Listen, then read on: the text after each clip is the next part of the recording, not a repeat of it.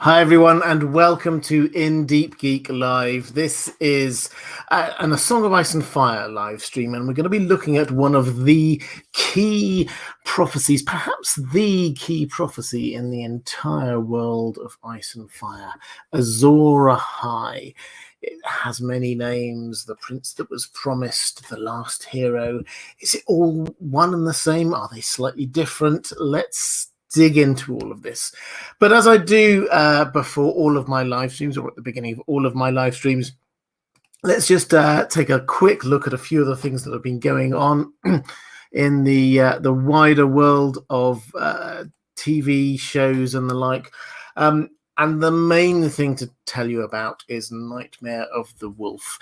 This is the Witcher prequel anime movie, I think is probably the best way to call it. This is the origin story of Vesemir, Geralt's mentor, and it came out on Netflix 3 or 4 days ago. If you want my breakdown video, that's going to be happening tomorrow. But this is more, I should probably say, if you've not watched it and you are into The Witcher, this is more than just Vesemir's backstory. This is a complete, I wouldn't say a redo, but a complete new look on Witcher history, on Kaer Morhen, on the sacking of Kaer Morhen, of Vesemir's history. This gives us a new way of looking at all of that background that has been building up to Geralt and the main story we have right now. So if you've not watched it, I really enjoyed it. I'm not really an anime fan, but I thought this was excellent. And there is a lot of new lore, a lot of new interesting tweaks and changes on what we thought we knew before. So do go and watch that if you haven't. And as I say, tomorrow I've got my video breakdown coming out as well. But let's get into the subject today. If I can find what we're... here we go. So let's have a look at the story of Azor Ahai. Now, this is... one of those things that I say this quite a lot, but I think it's worth emphasizing. The story of Azor Ahai is quite limited. For something that everyone seems to think is really important, is absolutely central to the plot, we do not get much. We've got lots of different names to play with, and we'll definitely cover all of this. We've got the last hero, we've got Azor Ahai himself, we've got the prince that was promised, we've got several other names as well. But the legend, the story of Azor Ahai is quite small. The story we have is mostly about the forging of Lightbringer, his sword. And then we hear after that he used this to sort of defeat the bad guys, rally the good guys. And that's pretty much it. We do not get much actual story about what happened. With the last hero, it's almost the other, I'll say almost the other way around. We get a huge amount of sort of build up about he was there going looking for the children of the forest. We hear about his companions. We hear about the fact he had a horse, he had a dog. He finds the children of the forest. They help him.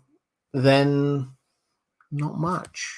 So George R. R. Martin has deliberately, and this is deliberate, he has deliberately put these legends, these stories that we have, at a place where it doesn't tell us much about how actually they defeated the others, which is what we probably really want to know from them. So that's the context for what we have here. Is we have a whole series of legends, of stories that tell us lots of intriguing details, but not much about how do they actually do what they're famous for doing, which is defeating the others, ending the long night, bringing in the new spring. That is not part of the legends. And the other thing we need to say right up at the top here is that George R. R. Martin, again and again and again and again, he tells us legends are legends. We should not take them literally. We should not take them as being, this is exactly what happened. So the legend of Azor Ahai with the tempering of the sword, I'm sure you know the story. We shouldn't take that literally. That's not necessarily exactly what happened. Ditto the story of the last hero. We shouldn't take that literally as exactly what happened. What we should take is the feel, is the idea that there was something behind all of this. And that, I think, is very clear from what we have. The fact that we have got half a dozen different heroes who are all said to have done the same thing smacks of a monomyth. This idea that we get this story which has one single element of truth to it, that has spread throughout the world and taken expression in different cultures in slightly different ways.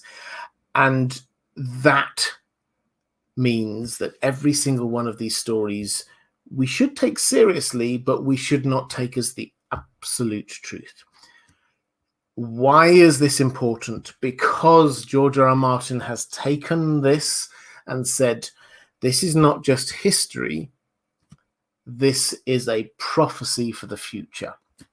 There's no prophecy about the last hero or Hakun the hero or any of the other people we'll talk about in a little bit, but there is clearly Azor Ahai reborn as a prophecy and connected with that prince that was promised. We'll get into the relationship between those two things in a moment, but that is why all of this is important to the story we have now. The Long Night happened before, is happening again.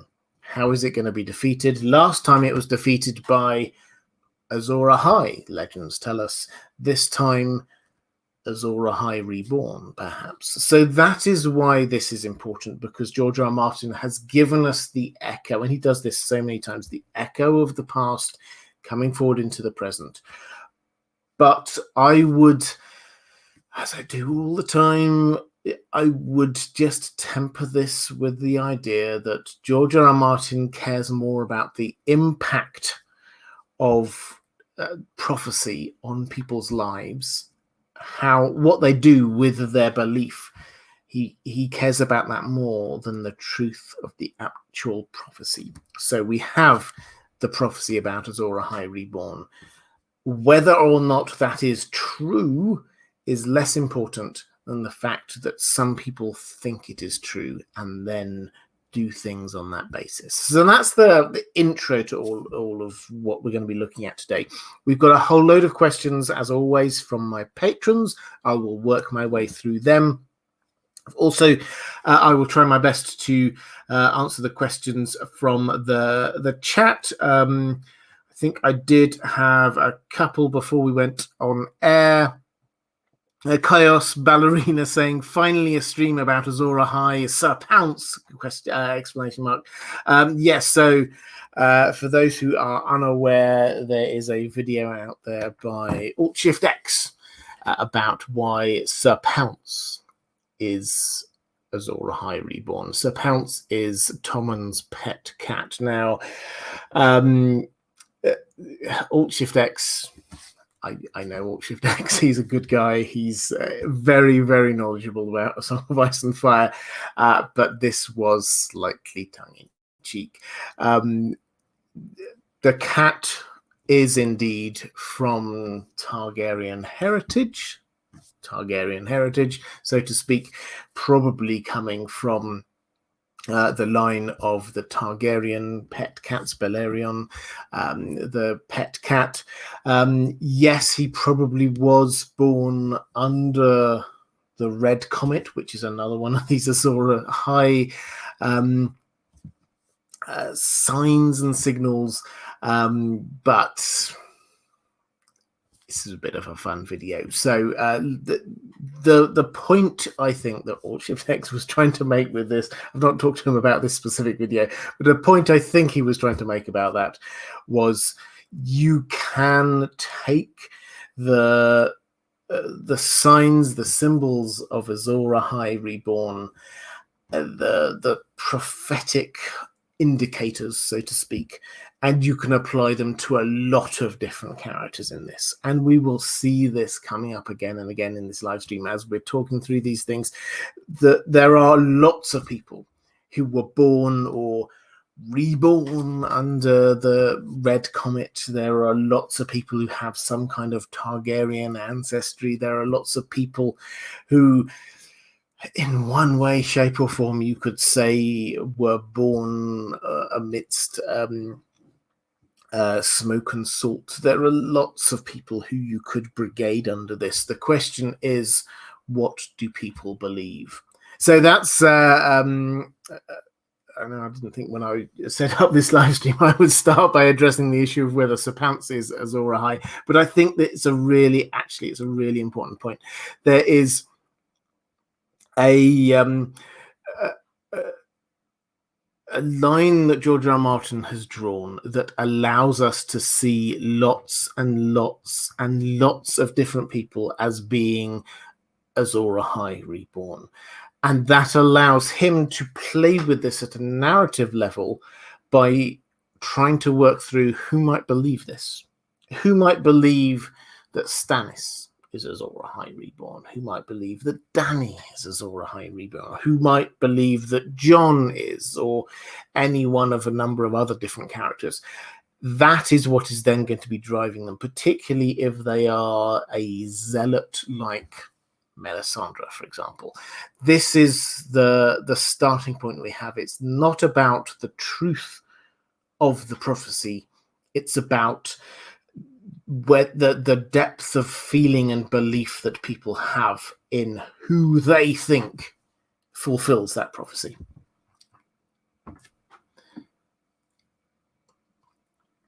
Alhad Parashtikar saying, an unrelated question. The Long Night and the White Walkers were planet-shaping magical events.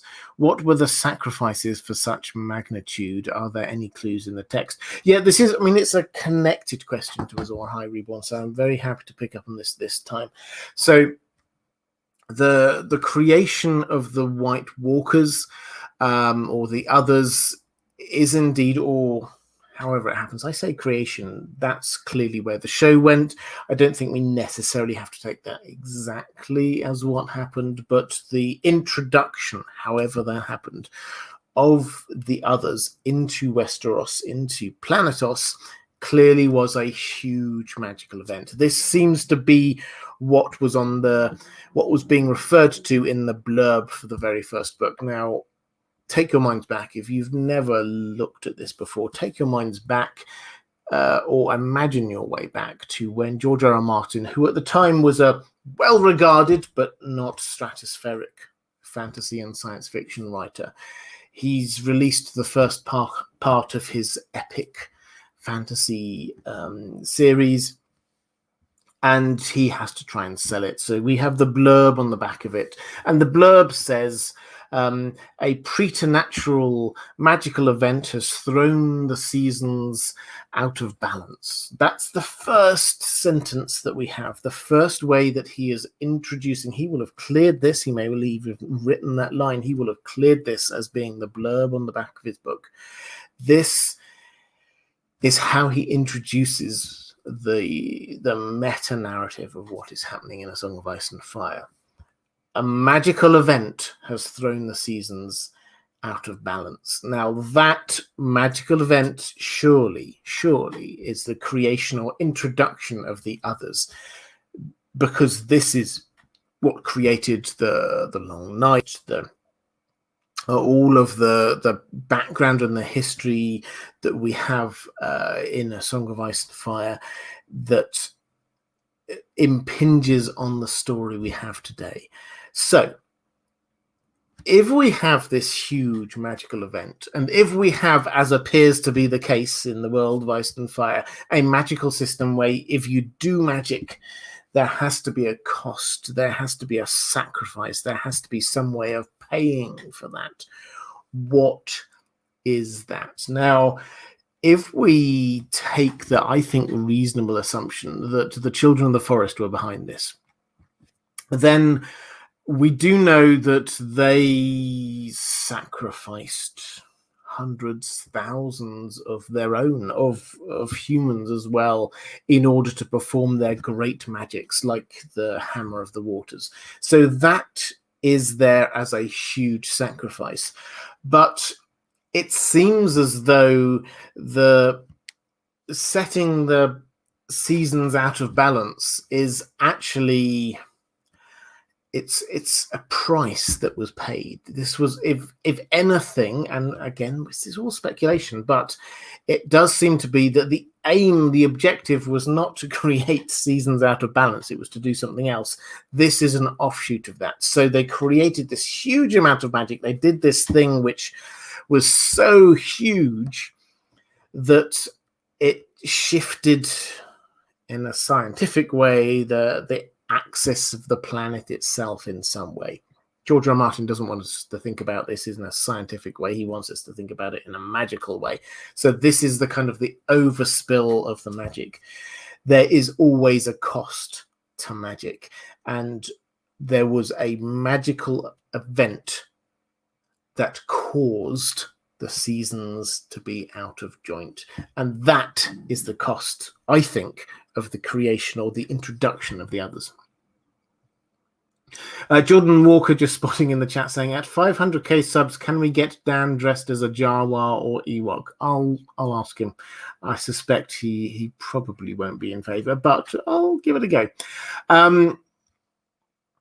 Samuel Leask saying, hey Robert, I hope you're having a great day today. Do you have any thoughts about whether any other characters in the story besides Jon and Dany will be identified as Azor Ahai / the prince who was promised, and by whom? Okay, so I think a good way to introduce this is to talk about the actual prophecy. Now, I've got this up here because this is dropped in several times throughout the story. It's often Melisandre, it has to be said. But also Banero. This comes from Azor Ahai. The prophecy comes from Ashai. It's been picked up by the Red Priests. This is their belief system. They believe the Great Other is opposed to R'hllor, and the Great Other obviously is the one who brought the Long Night. So they need their hero. Their hero is Azor Ahai. And their hero for the battle to come will be Azor Ahai reborn. And so although we never get the exact text, we get lots of different examples of Banero, of Melisandre, who just quoting a few different things. So these are the things that we get. After a long summer, when the stars bleed and the cold breath of darkness falls heavy on the world, and as a sort of a variant on that, when the red star bleeds and the darkness gathers, he shall be born again amidst smoke and salt. He shall wake dragons out of snow. Out of snow. Slight. Well, we'll get on to snow in a moment. He shall wake dragons out of stone. He shall draw from the fire a burning sword, Lightbringer. And then we get the prince that was promised. We'll unpick the differences there in a moment. But the Woods Witch says that the prince that was promised will be born of the line of Aerys II of Rhaella. That Rhaegar talks about him having a song, the Song of Ice and Fire. And Aemon isn't necessarily the prince that was promised. This could be the princess. This seems to be a gender neutral thing because dragons can be gender neutral or even of either or both genders. So that is what we have. We also have Banero, who comes out with a few extra things. Azor Ahai reborn will make the world anew, apparently, will triumph over darkness, will bring a summer that will never end. And these were things that I hadn't, until I was researching for this video. I'd read, but I hadn't really clocked, but I think they're fascinating. Death itself will bend its knee to Azor Ahai Reborn, and all those who die fighting in Azor Ahai's cause shall be reborn. Now, I don't want to dwell too much on this because I've not done all of the thinking and research, but those are actually very like what we might expect the other's position to be. That death itself shall kneel, that those who die in the cause of them will be reborn. This is about life after death, about resurrection. This is a fascinating little tweak. Are we to see the equivalent of the whites, but as fire whites, working on behalf of Azor Ahai Reborn, on behalf of the priests of R'hllor? It certainly seems to be what they think is going to be happening, or Banero thinks is going to be happening. Okay, so let's go back to the question, which was which characters besides Jon and Dany might be identified as Azor Ahai Reborn? Well, we already have one, obviously, and the one that we do have is Stannis. Stannis is who Melisandre picks on. Now, you can understand it. I mean, obviously, it's not. I think, in my view, it's not Stannis, but you can sort of understand it. It's reborn again amidst smoke and salt. Well, Dragonstone, yes, it's very smoky. It's amidst the salt sea. Okay. Drawing Lightbringer from the flames, she kind of makes that happen, makes him draw the sword out of the flames, and it's a flaming sword. So again, yes, I can see that. The rightful king, again, you can sort of see that. So yes, you can understand it, but I think even she will eventually come around to the clear conclusion that she was stretching her own interpretation. But this is what Melisandre's like. She does, it appears, have very strong magical powers to be able to see visions in the flames, but her wisdom to interpret them correctly is not on. It's not very good. So that's where she comes in. So in terms of who else might be identified as Azor Ahai Reborn, Stannis, yes. The other one who you might think will do is Fagon. Fagon is being set up as this ideal king, so perhaps his supporters will try to set him up as Azor Ahai Reborn as well. Who knows? And as a wild card, Euron.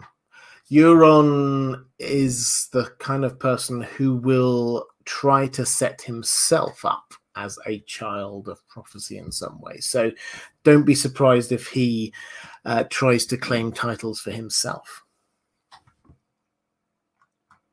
I had a question in the chat from, if I can find it, Fifi Trixabel Cordless, saying, "Hi, Robert, I have an off-topic question." Okay, if Sansa becomes queen in the north, what happens to the Stark name? There always has to be a Stark in Winterfell. Well, she is, if it does end up that way, if she does end up as queen in the north at the end of all of this, then yes, she will be Sansa Stark. Now, what happens to the Stark name after that? I mean, I guess that she, as queen, is able to give anyone she wants the name Stark. So there are lots of historical figures that George R. R. Martin does seem to draw on for Sansa in particular. One of them is Queen Elizabeth I. She had no children, and so she got to decide who took over after her, and so she chose nephew, I think. James I of England, James VI of Scotland. And she basically decided that he is now in the royal line and you can create a new house. Does that matter in terms of that there must always be a Stark in Winterfell? I think if the others are categorically dealt with, then the need for there always to be a Stark in Winterfell does kind of fade away. So I don't think that that's a huge issue. I think that she will, if she then does not have children, which I think is quite possible, then she could effectively legitimize somebody and say that they are now a Stark, therefore there is still a Stark in Winterfell. We always have to come back to the fact we're not going to know. George R. R. Martin is not going to give us the 20 years later on this one. We just will see her ruling in the north, I think. Anime Lover Nicole saying Eldric Shadowchaser sounds very much like a Westerosi name, a Northern and Dane name to be specific. What are your thoughts on this? Yeah, I've got a question on that coming up. I think the short answer is yes, I agree. This does sound very much like a Westerosi name rather than any of the other names that we have for potential heroes. I'll read out the bit from the World of Ice and Fire here. It says, how long the darkness endured, no man can say, but all agree that it was only when a great warrior, known variously as Harakun the Hero, Azor Ahai, Yntar, Neferion, and Eldric Shadowchaser, arose to give courage to the race of men and lead the virtuous into battle with his blazing sword Lightbringer, that the darkness was put to rout, and light and love returned once more to the world. So he is one of these names that the Maesters seem to think are interchangeable in this kind of myth of Azor Ahai. Now, Eldric Shadowchaser, yes, this does seem quite a Westerosi name as opposed to the others, which do seem a lot more Eastern Essos-y.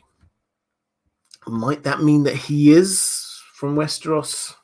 Well, yes, quite possibly. I would be very okay with that as a possibility. The thing that I find fascinating, I'll get onto his first name and whether he might sort of tie in with other families, I think, when I get to the question from my patron. But in terms of the Shadowchaser as a surname, that I think is fascinating because we have the long night. And what do you not have during nighttime? Shadows. So if he is Eldric Shadowchaser, he is the person who is actively hunting the dawn. He is the person who's actively hunting the light to bring about shadows. So all of that does seem to strike with, and I said I wasn't going to get into the House Stain or House Stark things, but it strikes with this idea of bringing about the dawn, the sword, dawn, sword of the morning, that kind of thing does certainly reflect this. It would not even slightly surprise me if he is. But I do have to say, all of this, we have so little that you will get many theories out there if you dig around in the internet. And the Song of Ice and Fire, you will find many theories about each of these individual characters we get there.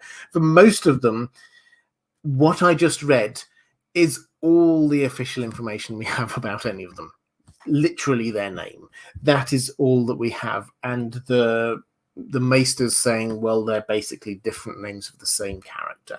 So that is all we have. And so we can go off of their names, we can speculate, but I think that trying to go much further than that, probably there's a limited value in that, I have to say.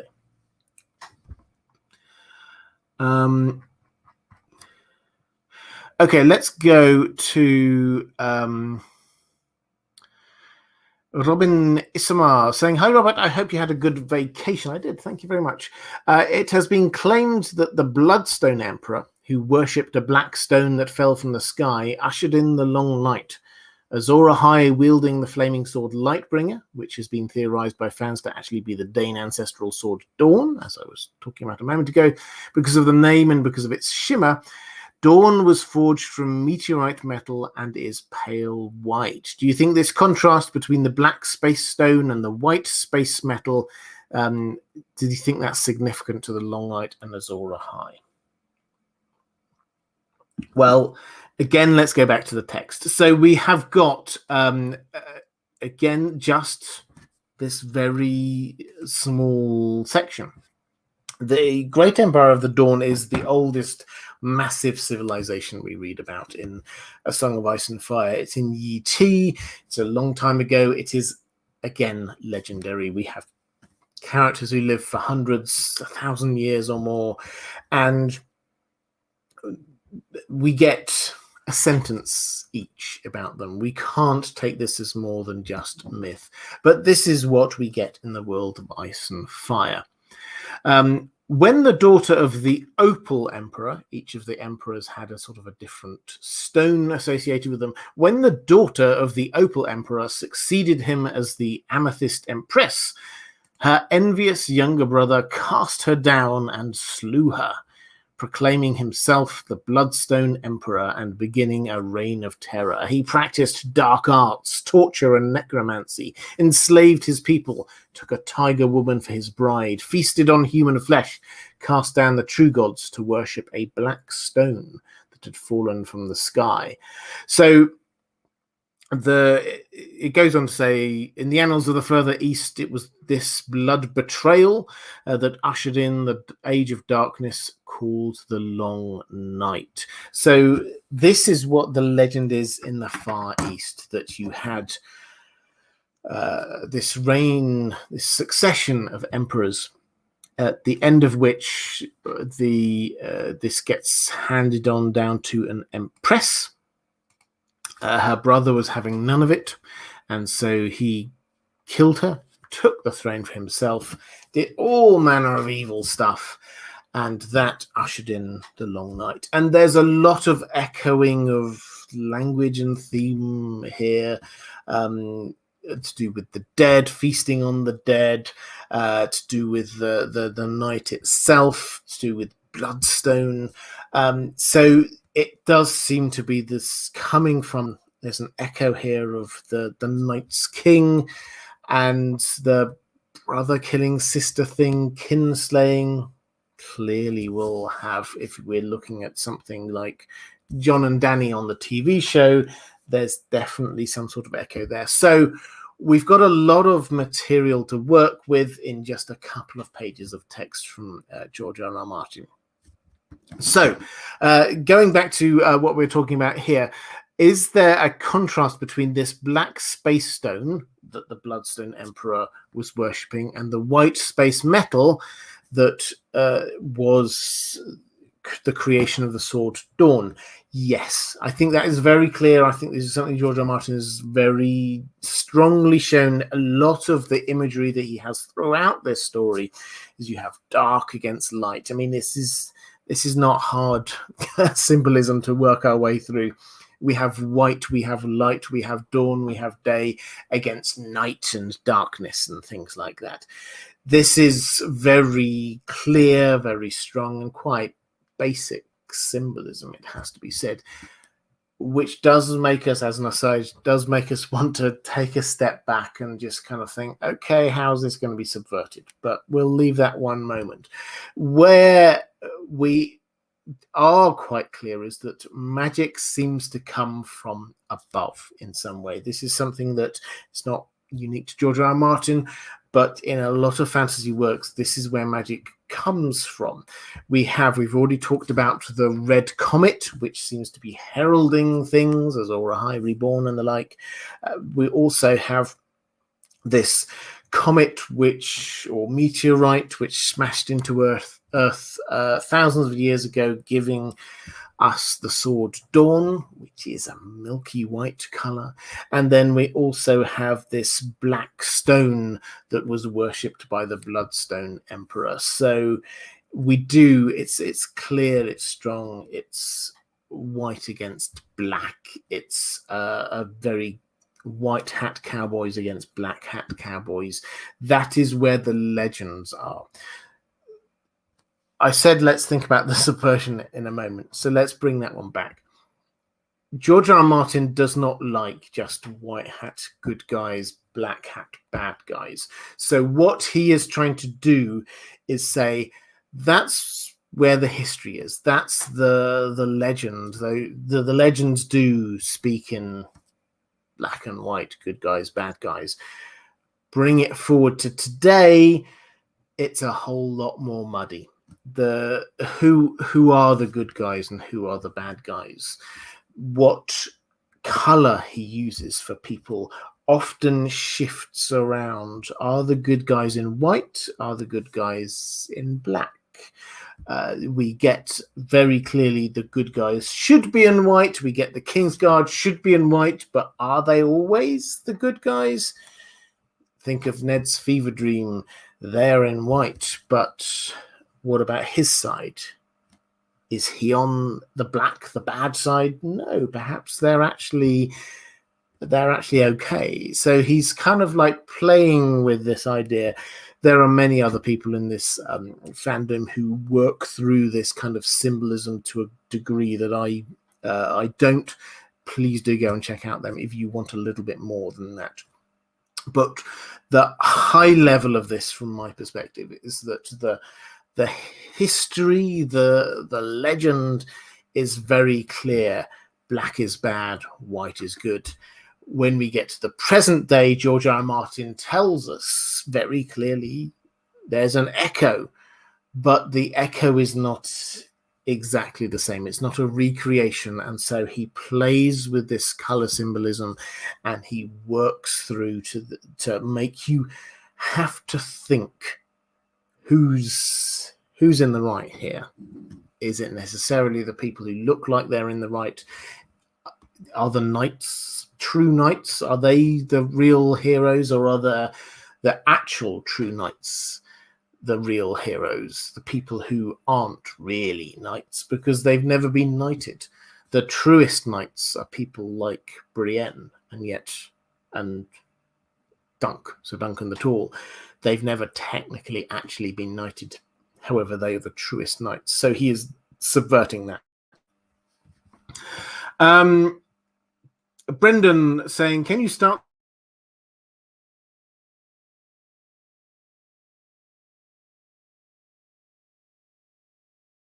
Yeah, I will try. I keep on saying I will do it, and I do mean it.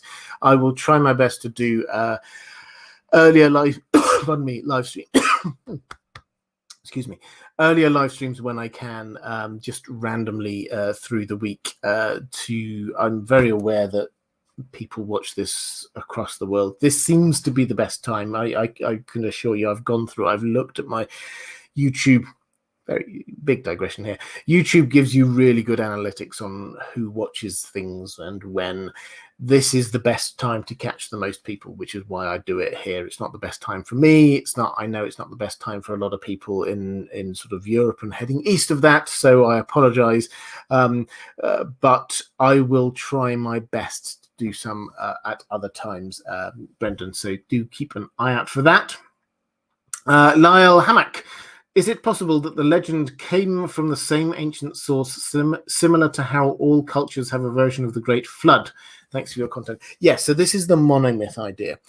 And this is what the Maesters are clearly suggesting is the case. They list these different heroes and they say it goes under many different names, but it's one person who does this rallying of humanity, of saving everyone. So yes, this is the feel that George R. R. Martin wants us to have. And for those who aren't aware, the Great Flood idea is that this is a myth, a legend that appears in many different cultures across the world. Yes, it's a biblical story. It also appears in Indian culture. It also appears in Babylonian records. The stories are similar. They're not the same, but they're similar. And that is the idea that George R. R. Martin, it seems, is trying to get across here, that we call it the monomyth, this idea that there was something, there was clearly something, and your sort of take on it in real life, what you believe about the flood may well depend on your own personal faith, your own personal belief, your own understanding of what happened at different points in history. But it is almost without doubt that there was some event, some flood event, that lots of different cultures took some inspiration from. It affected lots of different places, and as a result, they have stories that reflect the reality of that happening. And it's a really fascinating, I don't want to go too far down this rabbit hole, but if you ever do want to investigate it, the main character in all of these different stories does have the same root meaning, word, feel as Noah. The word Noah, that is obviously in the biblical narrative, is the same root that you get in lots of these other different cultural narratives, which implies that there was a person as well as a flooding event. And this is what George R. R. Martin was wanting for his world, is this idea that there was lots of different names for one person, that different cultures have taken that. This has affected lots of different cultures, and they've taken that, and this is their story and their interpretation of it.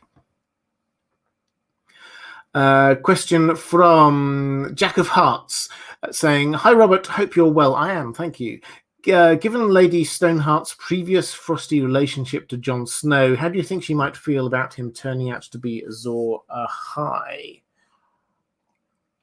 Okay, interesting one. So, Lady Stoneheart obviously was Catelyn Stark. Now, Catelyn Stark had, as you say, a frosty relationship with Jon Snow. This comes from, well, it's for obvious reasons. She thinks that because this is what Ned told her, that this is his bastard child, and not only is his bastard child, but he set that child up as part of their household. Now, this is one of those subtle nuances that we have in book one.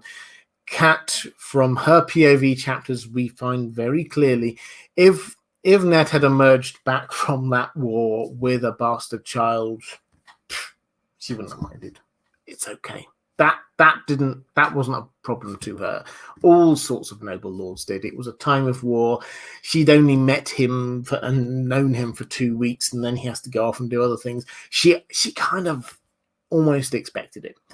The thing that hurt her was the fact that he then set this child up effectively as a part of the family.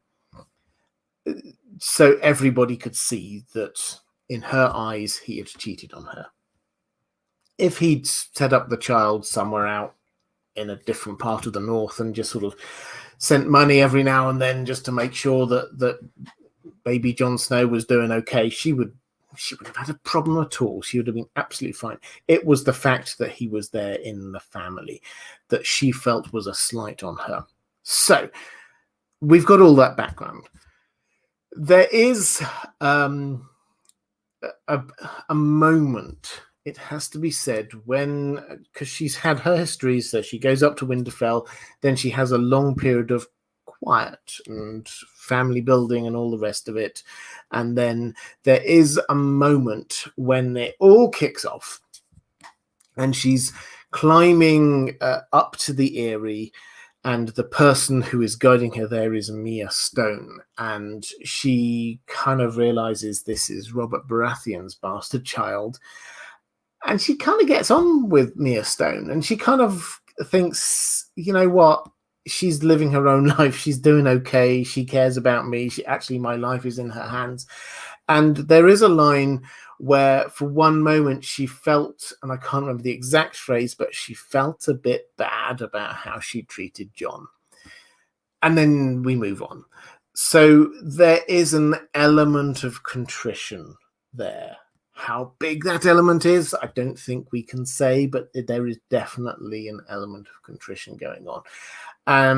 When later on in the story, the idea of legitimizing Jon comes up, all of her old prejudices start to rear their head back up again, and she's not a big fan. So that's all of her history, her baggage, perhaps, that towards Jon. What if, as Lady Stoneheart, she discovers that Jon is Azor Ahai reborn? Well, the first thing to say is that Lady Stoneheart is not Catelyn Stark. Lady Stoneheart is a distilled version of Catelyn Stark, just the bits of Cat that want revenge. She was dead for a while before she gets pulled out of the river and revived. And all that we know of how this kind of process works is that a lot of who she was has gone. She is just about the revenge now. So any compassion she may have had is gone. And actually, probably the feelings she had about Jon will also have gone. What seems to remain when you die and are brought back are the things that you're holding on to most tightly. And the thing that she was holding on to most tightly when she was killed was this need for revenge against the Freys. So that is what is driving her. So the first thing to say is she probably won't care that much. I say that much. She may well care, but she has other priorities. And the second thing to say is that Azor Ahai reborn is not a Westerosi legend. What she would think of is that some strange foreign priests have got some kind of strange prophecy that says that Jon is going to save the world. That's where she'd be at. This is not a Westerosi thing. The Westerosi legend is about the last hero, and there's no hint that the last hero is going to be reborn again. So this would be a strange foreign thing, and that she would just see us as this is the priests of R'hllor trying to find a hero. That's all she would think of it, I personally think.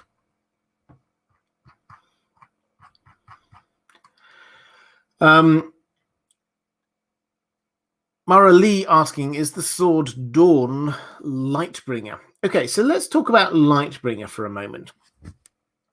Lightbringer is the sword of Azor Ahai. Now, we have, I said at the very start of this live stream that we don't have much of a story of what Azor Ahai actually did to save the world. We do have a lot of story about how he forged his sword, Lightbringer. And we get the story that he spent a long time trying to make this sword, and then he tried to temper it, which is like basically the final part of making the sword, plunging it into water. That didn't work. Then he tried again doing it, plunging it into the heart of a lion. That didn't work. And then the final thing which would work was to plunge it into the heart of his lover, Nissa. That, when he withdrew the sword, made it fiery. It was a now magical sword, and this he used to lead the good guys against the bad guys, and we have very little more. Lightbringer itself, we're told, when he would plunge it into evil creatures, they would burn up from within. So this clearly was a fiery sword, and that's about it. Is this Lightbringer? Well, the first thing we have to say is it almost certainly is not. Sorry, is this the Sword Dawn? The first thing we have to say is almost certainly not the sword that Stannis is holding. Yes, Melisandre made a big thing of him drawing it out, and it's a fiery sword. But when you get Maester Aemon, who's read a lot about this, and he says, "Oh, can I have a look at this sword?" He's obviously blind, but he says, "Can I have a look at this sword?" And he sort of takes it, and he says, okay, thank you very much. And then afterwards he says, it wasn't hot. It wasn't warm. It might give off flames, but then it's not actual fire. This is not actually Lightbringer because that was hot. So this is a glamour placed upon it by Melisandre. So it's not what Stannis has at the time. Might it be the sword Dawn? Now, we've already talked about the clear imagery, parallelism there with the black stone fallen from the sky that the Bloodstone Emperor was worshipping, and then this other stone which fell down at Starfall, from which they forged the sword Dawn, and that's milky white, the kind of the black and the white thing going on. Might that therefore be Lightbringer? Well, what we can say is there are two things that we can say, I think, without fear of any contradiction. The first is that this is the only sword in the story that we have that it could be. If the original Lightbringer is out there somewhere, the only sword it possibly could be is the sword Dawn, because that is thousands of years old. All of the storied Valyrian steel blades we have are hundreds of years old, but they're not as ancient as Dawn. That's the first thing. The second thing that we can say is that the language that is used of it is obviously very, very close to what we'd expect the Lightbringer language to be. Lightbringer, Dawn. It's the new day. The sword of the morning. These kinds of things are very, very obvious.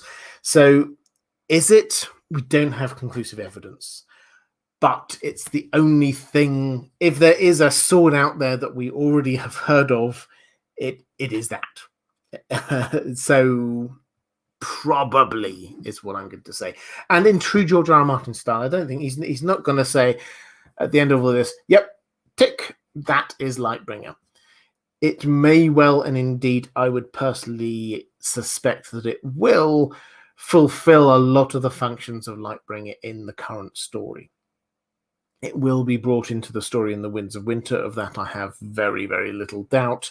And that means that we will be able to see it as Lightbringer. Whether it actually is the original one doesn't really matter to George R. R. Martin. I think he probably would, I mean, after it all, if he once he's finished all the stories, whenever that might be, then maybe he would say, yes, it was. But that would just be to answer our nerdy fascination.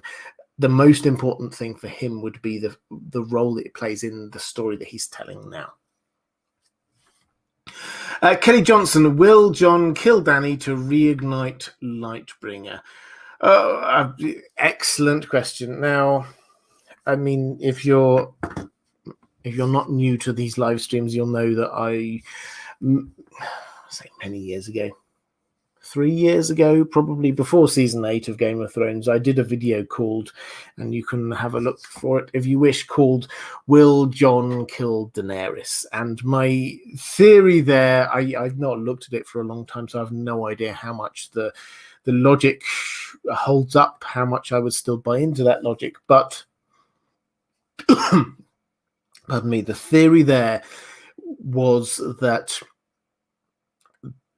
building on the prophecies in the House of the Undying that Dany had, she has to light 3 fires, we're told. And Dany does not actually herself, when you take a step back and look at it, she does not light many fires herself. Drogon does, the dragons do, they're lighting fires and all over the place. Herself, she doesn't. The first fire that she does light is Drogo's funeral pyre. She definitely lights that herself. The second fire, it's hinted at in the prophecies there, in the vision she has there, but also we saw it on the TV show, which makes us think it's probably going to happen in the books, the burning down of the Vastothrak, the central buildings. I don't know quite how much of this she's going to actually destroy, but where the Dosh Khaleen are, that burning down she will do herself. That's the second thing that she will burn. The third is a mystery. What will she, which fire will she light? Now, if we have Jon, who is an Azor Ahai possibility, who with Lightbringer, which is again a possibility, with Dawn as a possibility as Lightbringer, if he does kill her as he did on the TV show, what would happen? In the legends, killing Nissa, that made the fiery sword. Is that third fire that she is going to light, is it going to be Lightbringer, the sword? Possibly. Quite possibly. I love this idea. I think this works really well. I don't think we've got the evidence for it fully yet, but it fits in with the prophecies that we have. So I think Jon definitely will kill Daenerys. I think that he definitely will have the sword Dawn, which we will probably variously interpret it as Lightbringer. And I think that he will probably use that to kill her. If when he draws that out, it is on fire, as is possible, then yes, that we could say that is Jon killing Dany to reignite Lightbringer.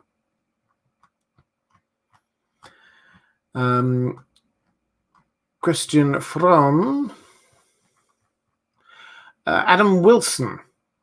Do you think Howland Reed has Lightbringer? No, I do not. I think Howland Reed has huge amounts of knowledge and information. I think Howland Reed is there in the neck. I think he's married to a Shara Dane. I think that he knows the history of Jon. I think he knows R plus L equals J. I think he has access to huge amounts. I do not think that he has Lightbringer. I think that Lightbringer is the Sword Dawn, and that is being kept down on Starfall. Which allows me to just very briefly bring out my one of my favorite observations about the places that important things are held in the potential fight against the others. The hub of the weirwood network, as we suspect, the Isle of Gods, in the middle of the God's Eye Lake, that is an island surrounded by water. Dragonstone has got a dragonglass mine. That's where you're going to get the main thing that is going to allow you to be killing the others. That is an island surrounded by water. The Sword Dawn, which may well be Lightbringer, is being held on the island of Starfall, an island surrounded by water. This doesn't seem to me to be a coincidence. This seems to be very deliberate placement of the important things on islands surrounded. So, no, I don't think Howland Reed has. I think it is supposed to be as a defensive mechanism, because the others do not seem to be able to get across open water in some way. Question from Stephen Thomas, saying, will Azor Ahai need to be someone who can defeat both ice and fire, both Dany and the others? Okay, so Azor Ahai is the hero of the Priests of the Law. Now, the Priests of the Law have a quite Manichaean worldview. They believe that there are two gods opposite each other. Their great god of fire and light and things like that, and then the other of ice and darkness, the great other. Now, Azor Ahai Reborn, in their view, is their champion against ice. He's not against fire. He is embodying fire. He has fire as his sword. This is his weapon for use against the evil ice and darkness. So from their legend, the idea of Azor Ahai, the answer is very clearly no. This is just about fighting ice. It's not about fighting fire. But as we know, this story is the story of ice and fire. This is building on Robert Frost's poem about two equal and opposite forces, ice and fire, both of which could destroy the world. And how does humanity prevent them, both of them, from doing that? So humanity has to somehow push back both ice and fire. Azor Ahai, as a conceptualization, only pushes back ice. But what we need is somebody who encapsulates both ice and fire. Fire to defeat the ice, ice to defeat the fire. Who do we have possibly as this kind of fulcrum figure? Somebody who embodies ice and fire. Jon. Jon is the character. He's a Stark and a Targaryen. His imagery again and again and again is ice and fire. The language that George R. R. Martin uses for him again and again and again, symbolism, frozen fire, dragonglass. This is what Jon is about. So he is the person who can pivot to take on both ice and fire.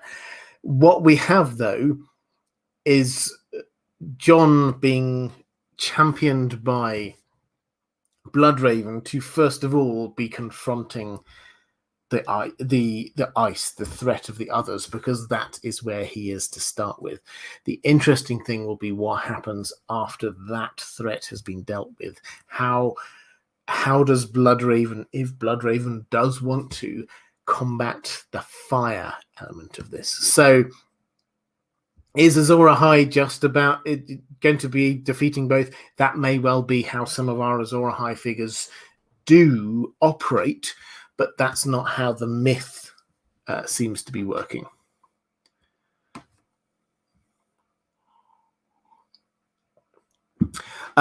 Question from Ariel Winchester.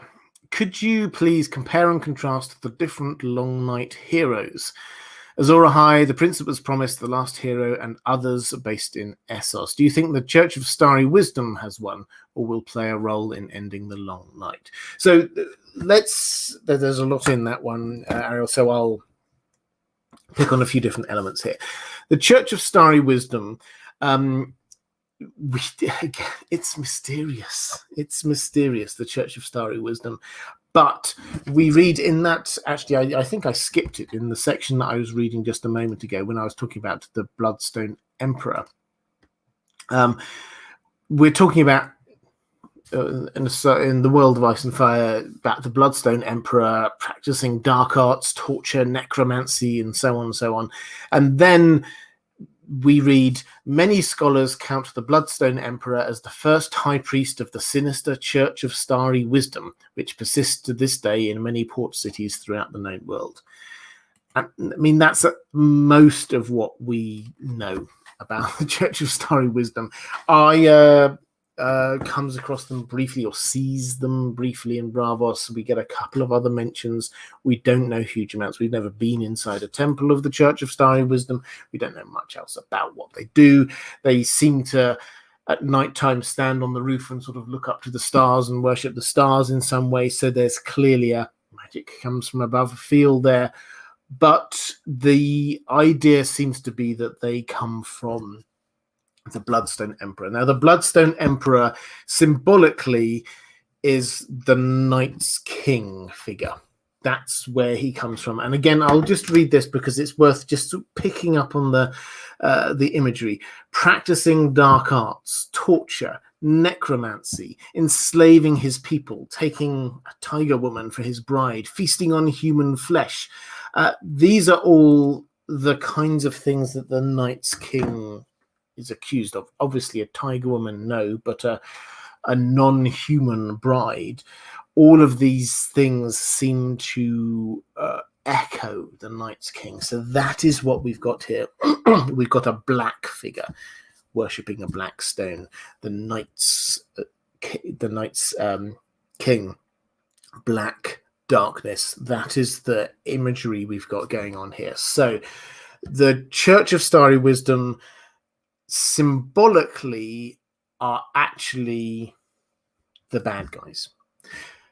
That said, once we've got this established, as I've already talked about, George R. Martin says this is the legend. The legend is here's the baddies and here's the goodies, and the goodies are in white and the baddies are in black. And he establishes that kind of benchmark. In the story that we have today, he subverts a lot of that. We've not seen that in the Church of Starry Wisdom because the Church of Starry Wisdom has not played a particular role here. But if they do come into play, we shouldn't necessarily expect them to play the role that symbolically we would expect them to based on their role in legend. So you were asking whether the Church of Starry Wisdom will play a role in ending the long night. I suspect probably not. I suspect that George R. R. Martin is just going to create them as this bit of extra fascinating background. But if they do play a role, it's more likely to be on the side of good than bad, because of the fact that he created them as this bad symbolism, and now he's trying to twist and subvert it when we get into the story today. But you asked about comparing and contrasting the different Long Night heroes. Now, I've talked a little bit about the two that we already know about. The difference with the Azor Ahai and the Last Hero, in terms of the prince that was promised, this we first hear about it from, or historically first hear about this, I should probably say, from the Woods Witch. Now, the Woods Witch is almost certainly the person who becomes the Ghost of High Heart. The symbolism, the color symbolism, that she was white-skinned, red-eyed, very clearly seems to come from Bloodraven. She was the one who prophesied that the prince that was promised was going to be coming from this line of pure Targaryens, basically. Now, that seems to be part of Bloodraven's big plan, but this isn't the suggestion is that this is not a new thing that was created. The prince that was promised seems to have been an idea which has been around before that. So is it the same as Azor Ahai? It may well be a Westerosi version of Azor Ahai, is what is the suggestion of what we have. Certainly, Melisandre seems to use the two interchangeably. Maester Aemon also seems to use the two relatively interchangeably. The things that we're told about the prince that was promised are very specifically Targaryen-y things, which is the line within the Targaryens that they would come from. Also, the interpretation that this might be Rhaegar, which is something Rhaegar himself thought, but also Maester Aemon thought. And then again, he changed his mind. He thought maybe this was going to be his son Aegon. But the reasons why they seem to think of it echo very strongly with the Azor Ahai myth. So with the red comet, that was seemed to be the thing which changed Rhaegar's mind, thinking that it wasn't him, it was actually going to be his son because he saw the red comet. So they seem to be the same things. They seem to be just a Westerosi version of what was otherwise a very religious or religion-specific set of prophecies around Azor Ahai to do with the religion of R'hllor. So that's where we can sort of pick through the differences between the two. Got a question from username redacted saying, why does the Azor Ahai legend have more importance in Essos than in Westeros, when Westeros seems to be where the others actually are from and where the actual legend must have taken place? Well, so this is because the Long Night happened across the piece. It happened in Essos as well as Westeros. We get this in the World of Ice and Fire, which, if you've never bought it, by the way, it's a fascinating sort of read through a lot of the history. It is written subjectively from the Maester's perspective, so we have to take everything with a huge pinch of salt. But in terms of adding to the world and the mythology that we understand, it's excellent. But what seems clear is that the Long Night happened in Essos as well, partly because of the legends that we have, but also partly because we get people like Lomas Longstrider, who's the guy who comes up with this list of the wonders of the world. We hear about him several times through this book. He seems to have a great life, just exploring the world, chatting to people. And he talked to the Rhoynar, the Rhoynish people, and understood a legend from them about what had happened in the Long Night and about how far south the River Rhoyne, which is a massive river, so big that at one point you're on a boat in the middle of it, you cannot see either shore. This is a huge river that froze over almost all the way down. The Long Night did impact on Essos. Now, there are hints that this may have also been where the White Walkers came at the far end. We get the Five Forts, which feel a bit like the Wall, and so it's entirely possible. And we get legends of what happened in the Long Night in the Far East about creatures attacking, evil creatures attacking. So there are legends there. Why there are so many different legends in the East is because Essos is so much bigger. Westeros started out as a monoculture. It has to be said. It was, as far as humanity was concerned, there was, at the time of the Long Night, there was one culture, the First Men.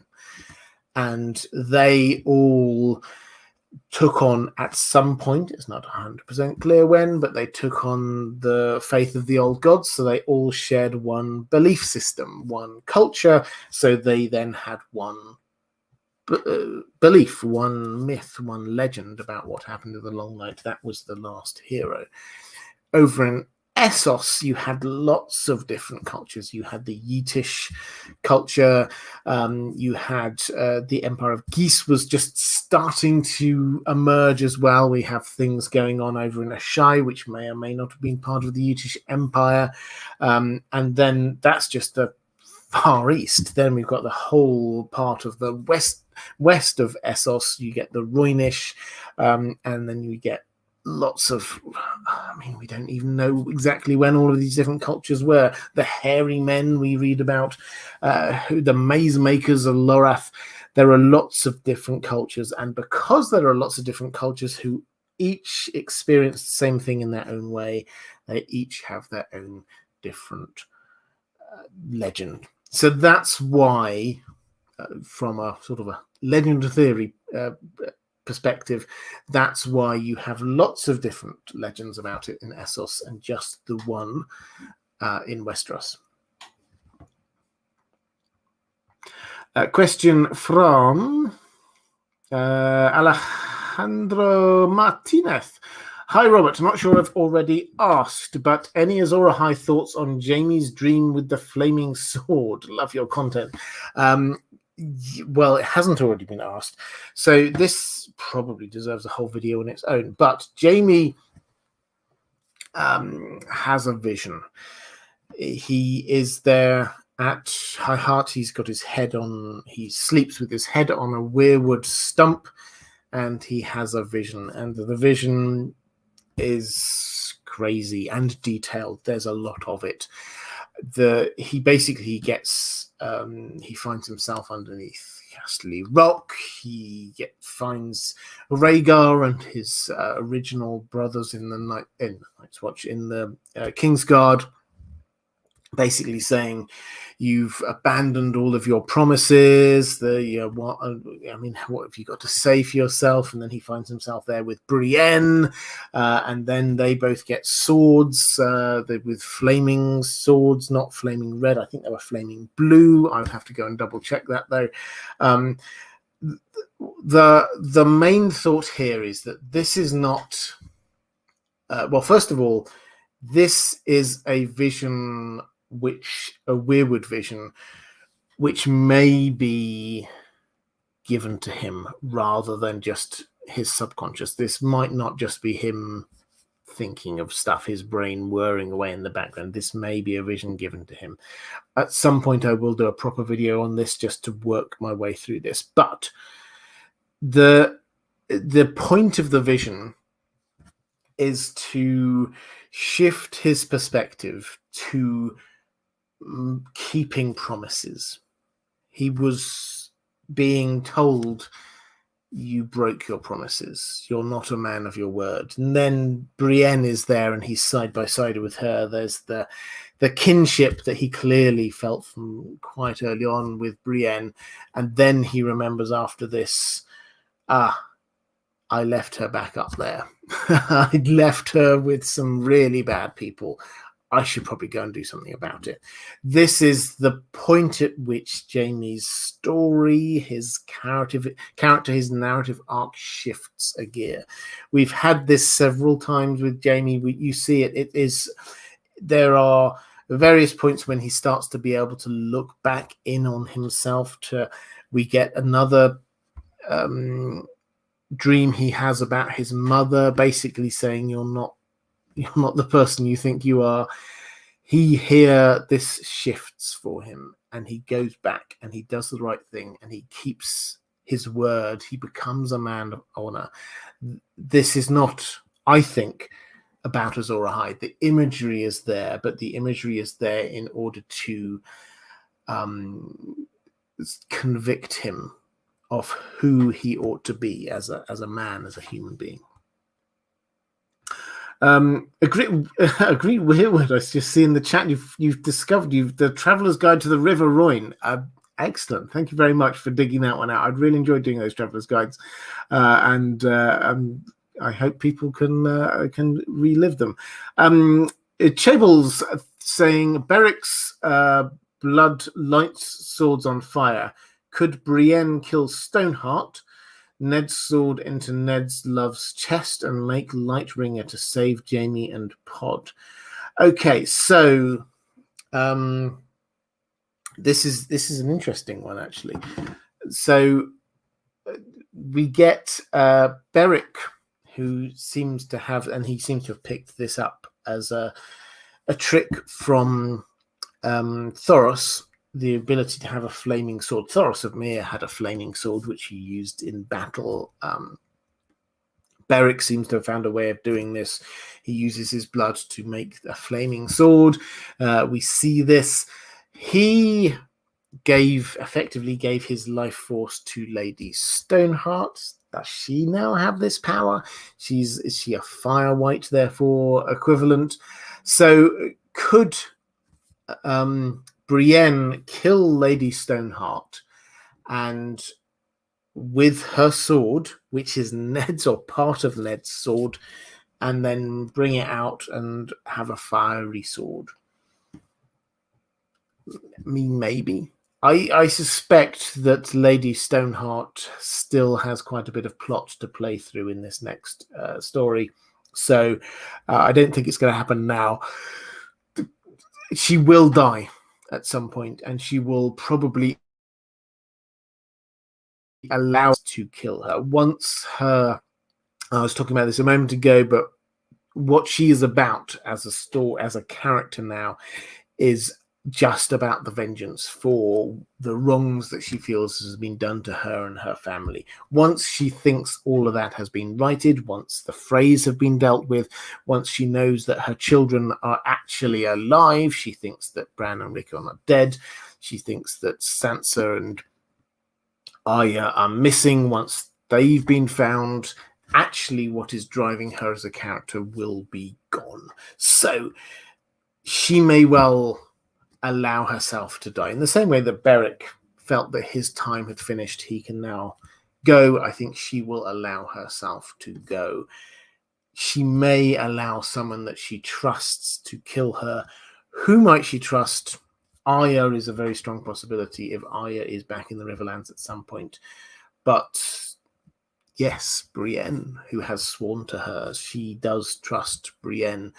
Would that light Brienne's sword? It's possible. I like this idea. I really do like this idea. Not as seems to be implied by the question, because I think this might suggest that Brienne is Azor Ahai, but because George R. R. Martin will love the symbolism and love the idea that many people could take on this theme of being Azor Ahai reborn. We will, at the end of this story, I'm sure I will say this again at some point in the stream, at the end of this story, we will look back and still be arguing about who Azor Ahai reborn is, because George R. R. Martin is not going to make it clear. He's not going to do a big arrow pointing down at a character in a situation and say, this is Azor Ahai reborn. It's about interpretation. Question from Diego Godoy, who's actually picking up this very point I was just making. I love when it's seamless. Hola, Robert. Hola, Diego, saying, you have argued many times that in the end, who is Azor Ahai will likely come down to a matter of interpretation. And what's important is what people do when they believe the prophecy. My question is, do you think the Azor Ahai prophecy will be the one with the most impact in the character's actions? Thank you. Yes, is the short answer. Now, not in every character's actions. So the prophecy, the Maggie the Frog prophecies that Cersei has, they are the key driver for her, and they have been for a little while. So that is key in her story, and that is going to be driving a lot of what she does. The prophecies that Dany has, the ones in the House of the Undying, it's noticeable that she doesn't really doubt them. And also what Quaithe says, she's constantly through these books questioning, what does that mean? What do I need to look out for? How do I deal with this? Those do play a part in what she's doing, but I think that they are secondary to her nature, to who she what she wants to do and what she will deliver is about her as a person. She will take account of what Quaithe says. She will take account of the prophecies that she's heard in the House of the Undying, but they are not what is really driving her. The prophecy of Azor Ahai will, however, be driving two very, very clear actors within this. The first is Melisandre. We know about this. This is the example. I always use this as an example of George R. R. Martin caring more about people's belief in a prophecy than the truth of the prophecy itself. Melisandre is the classic example of this. It matters less whether Azor Ahai as a prophecy is real than the fact that she believes it absolutely. And she believes that Stannis is Azor Ahai reborn. Her belief has driven that whole part of the story. It's driving so much. And if she shifts, as I suspect she will, to believing that this is Jon, actually not Stannis, at some point in the Winds of Winter, probably when Jon comes back and is reborn amidst smoke and salt, that point will be when she throws her weight behind believing that he is Azor Ahai reborn. And then her belief will push a huge amount of the action in the north. The second group that will be affected by this Azor Ahai reborn prophecy is, of course, the greater R'hllor religion. Now, Melisandre, we have to, on the TV show, they didn't really do this justice. Melisandre is a rogue priest. She chose herself to head off to do her things. She's made decisions on who she thinks Azor Ahai Reborn is. She's not a proper official representative of that faith. She is a rogue priest. She's doing her own thing. The official position of the Church of R'hllor, as set out by Banero, the High Priest in Volantis, is that Dany is Azor Ahai Reborn. Now, he has already sent Moqorro off to help support her, and by support her, that means protecting her and getting her and the dragons across to Westeros. But there will be more. When Tyrion was in Volantis, he felt that the atmosphere there was akin to what he felt in King's Landing just before there was a huge riot. The people are being whipped up in this religious fervor. This is a religion that has a hold across a huge amount of Westeros. There's the churches of R'hllor, temples of R'hllor, in lots of different cities across the continent. If that can be galvanized, then that is going to have a huge impact on Dany, what Dany brings with her, because they will come and follow. Now, what we're going to have, Dany, when she invades, I'm going off on a bit of a tangent here, but I think this is quite an important one. When Dany invades, she is not going to, much as she might think that this is the case, she is not going to appear to be the returning queen of Westeros. She is going to appear to the people of Westeros as someone who has never been to Westeros, was not born in Westeros, did not grow up in Westeros. She was born on Dragonstone, so just off of the Westerosi mainland. And she will bring with her, who knows what, a Sozi. There will be the Golden Company, who may be, they may have started out being Westerosi, but they've been living in Essos for more than 100 years. She will bring with her the Dothraki, who are not Westerosi at all. She will bring with her the Unsullied. She will bring with her the Second Sons. She will bring with her dragons. She will bring with her perhaps this mass of people from the religion of R'hllor, not a Westerosi religion. She will appear to be a foreign conqueror coming into Westeros. So, slight digression over. The question is, do I think that the Azor Ahai prophecy will be the one with the most impact on the characters' actions? The short answer is yes. I think we will see that in this next book. George R. R. Martin will show quite how important, because this has a lot bigger influence in Essos than it does in Westeros.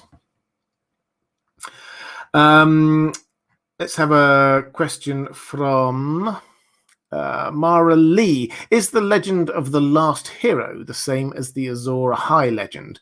Are they one and the same or separate men? So I think what I was talking about before was this idea of the monomyth. We have this one character. This is how the Maesters present it. This seems to be the most logical way of understanding it, is you have a person who different cultures have legends about. Are the last hero and Azor Ahai the same person? Probably. George R. R. Martin is, again, very clear. These are legends. We shouldn't take these as literal truths. So we shouldn't take this as being, this is exactly what happened. Therefore, X, Y, and Z. These are legends. The last hero does have some crossover similarities in a way, but is a very Westerosi tweak. The sword is important with, for example, with the last hero. He breaks his sword, he breaks his sword. His sword breaks in the cold.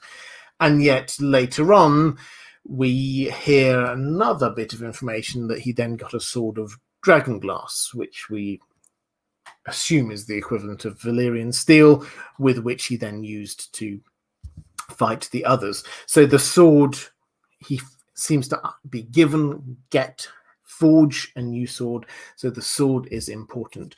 But the main thing is that he is the one who leads the fight. So is he the same? Very probably.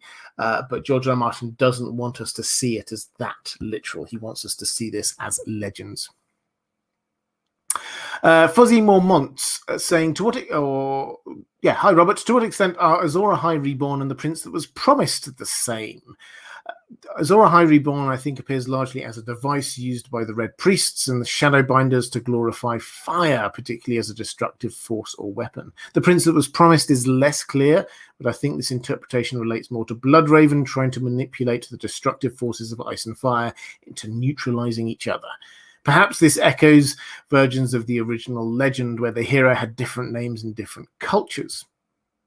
If that is the case, the name Eldric Shadowchaser is interesting. What do you think the role of a Shadowchaser would be compared to a Shadowbinder? And would they be allies or enemies? Yes, so I've already talked about this idea of Eldric Shadowchaser. Somebody asked a lot earlier in the chat. Yes, it does appear a lot more of a Westerosi name. Shadowchaser, to my mind, and we shouldn't overinterpret this. We really shouldn't. This is a name with no context, nothing else.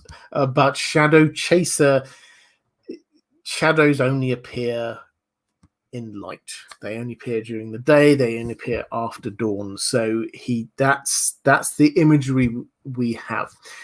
It's interesting when we get Melisandre and she talks about her shadow magic. She is sort of questioned on whether or not this is really fire magic, and she is very much like, yeah, because the fire, the light creates the shadow. So for her, it all fits in the same. A shadow chaser, maybe this is kind of like a proto shadow binder. It certainly means that you're trying to find the shadows, and then once you found the shadows, maybe you can use the magic. I don't know. As I say, I think that there's a big risk here of over-interpreting or over-extrapolating from just a couple of names. But you're asking about the Azor Ahai Reborn and the Prince that was promised. I have talked a little bit about this, but the role of Bloodraven, I will happily unpick a bit more. Now, I've talked extensively in my videos about Bloodraven. When in doubt, blame Bloodraven. He clearly had a very strong role in Westeros in trying to ensure that what I suspect in his mind is the right line of Targaryens retained power. When he started as Hand of the King, there were lots of Targaryens. There were so many Targaryens. And then over the course of his time as Hand of the King, they died at a rate of very nearly one a year. And they died either by him killing them, I'm including Blackfires here because Blackfires are Targaryens by blood, either by him personally killing them or them having some strange accident, choking on a lamprey pie, or something weird to do with Dunk. We obviously get Baelor Breakspear dying when in the first Dunk and Egg story. Then all of these things seem to be suspicious and revolving around Bloodraven when we had a huge amount of the Targaryens, and then it came down to literally one line. The line that came down through Jaehaerys and Rhaena. I've forgotten the name. Mind blank. Always get mind blanks on these. But that one line, which then went down through Aerys II and then ended up with Rhaegar. So that was the line that it would appear that Bloodraven wanted. And we think that he wanted that because of the fact we get the Woods Witch who prophesied this is where the prince that was promised is going to be coming from. So, yes, I think that Bloodraven used the Prince That Was Promised prophecy to get the outcome that he wanted. I think the Prince That Was Promised prophecy was there beforehand. Maester Aemon definitely seems to know about it, and Aemon, we always seem to forget, Maester Aemon and Bloodraven spent they will have been close. They spent a lot of time together at the wall, so everything that Aemon knew, Bloodraven will have known already, and vice versa. So Bloodraven definitely knew about the Prince That Was Promised prophecy, and he definitely will have made sure of the fact, I think, that was the one line of Targaryens that survived. Lady Pushkin saying, "Hi Robert, good to have you back." Thank you, and hope you enjoyed your break. Do you think we've all got a bit caught up in who is Azor Ahai, and it is more to do with someone making a great sacrifice for the greater good? Yes, I think so. I mean, I think the bigger issue, as I've said before, I think the bigger issue is George R. R. Martin wants us to see the impact of somebody's belief in this prophecy as being the most important thing. But sacrifice is definitely a clear part of this. Now, the interesting thing about Azor Ahai is that it's not his sacrifice. The sacrifice we see in the story of Azor Ahai is the sacrifice of Nissa Nissa. So his loved one is the person he has to, I mean, and she appears to go along with this, but he kills her in order to create his magic sword. That is what is going to create the magic sword. To save the world is that he has to kill his beloved. Now, that's one way of looking at it. The other way, you turn it around, the way for the magic sword to be created was for her to sacrifice herself.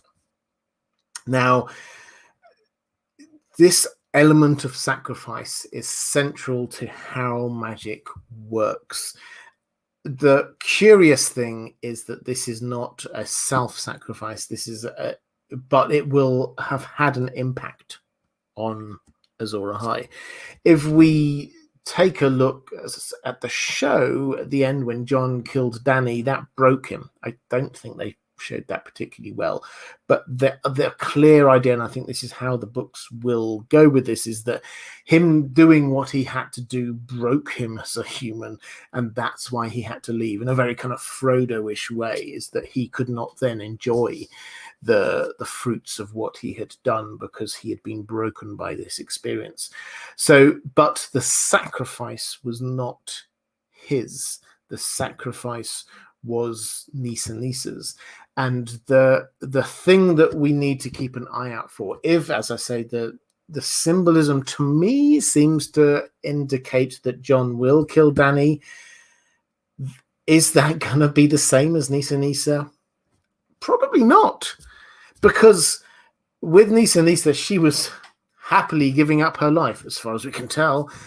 She gave herself, she sacrificed herself for the greater good. I don't think we're going to see that with Dany. If Jon does kill Dany, I don't think it's going to be her saying, yes, you should kill me to save the world. I don't think that's how it's going to turn out. So this is going to be a twist on the original Azor Ahai myth, if we do see that happen.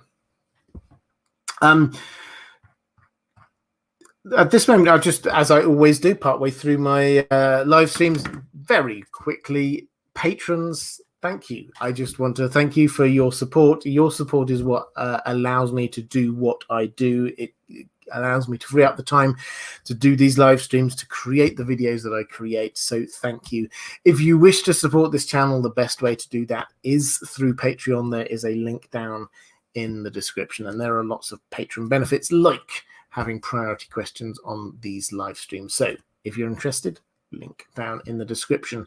As for things coming up on this channel, I cover A Song of Ice and Fire. I also cover The Lord of the Rings, and I also cover The Witcher when it's on as well. The Witcher, as I said at the beginning of this, we did have new Witcher content this week. The Witcher Nightmare of the Wolf.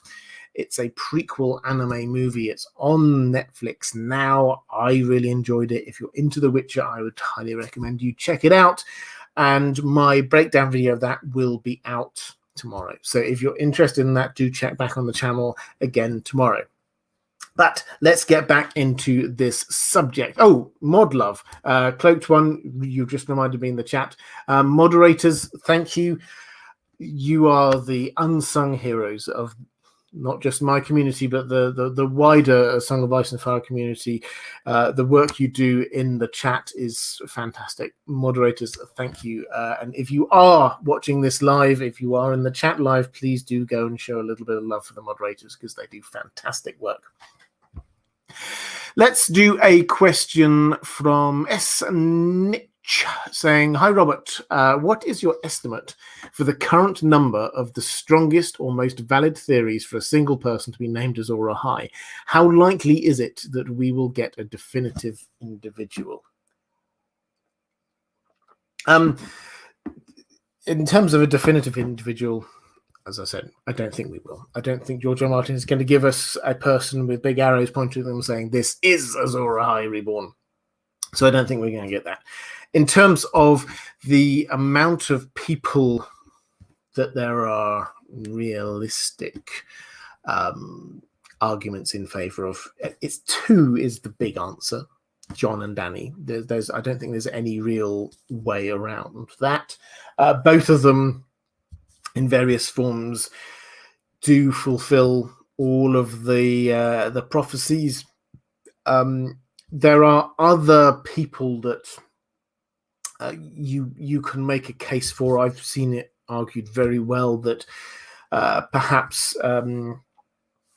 Rhaegar was Azor Ahai, and then we get Lyanna, who was Nisa, and him, and we're using sort of metaphorical language here, stabbing her with his sword brought about her death.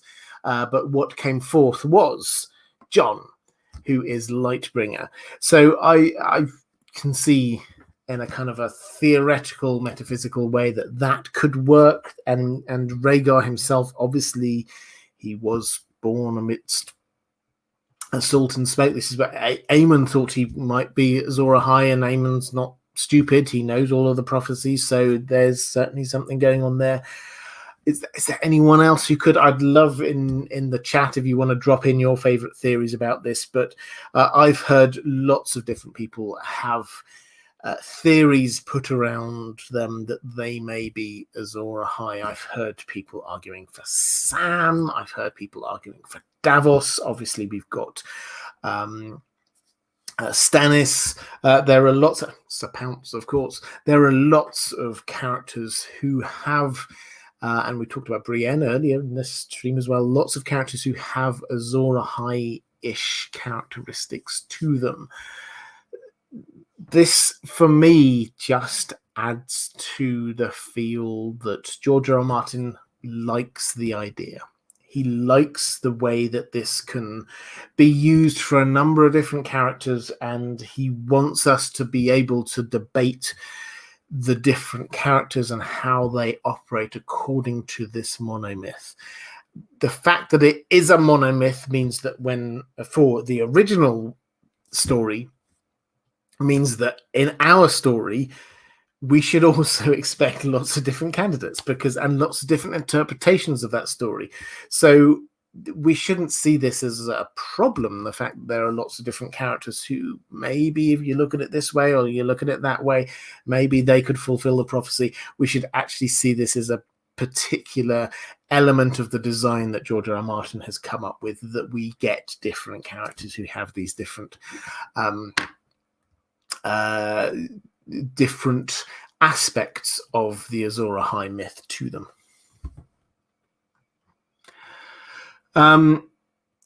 Question from where are we at? Creative Branches, who I see is a new patron. Welcome, Creative Branches, already making use of your moderator, your patron privileges of having a question prioritized. So, since we know that the others are another form of life, they are, George R. Martin's been very clear, they're not undead, they are just a different form of life. They must have their own culture and mythos. We don't know much about them, but we have a few stories from other cultures that bridge the gap. What stories likely have counterparts in the other's culture? Azor Ahai Reborn, Night's King, Children of the Forest stories, Giants myths, and what do you think the other side of the stories would be? I love this question. And I love it at least partly because I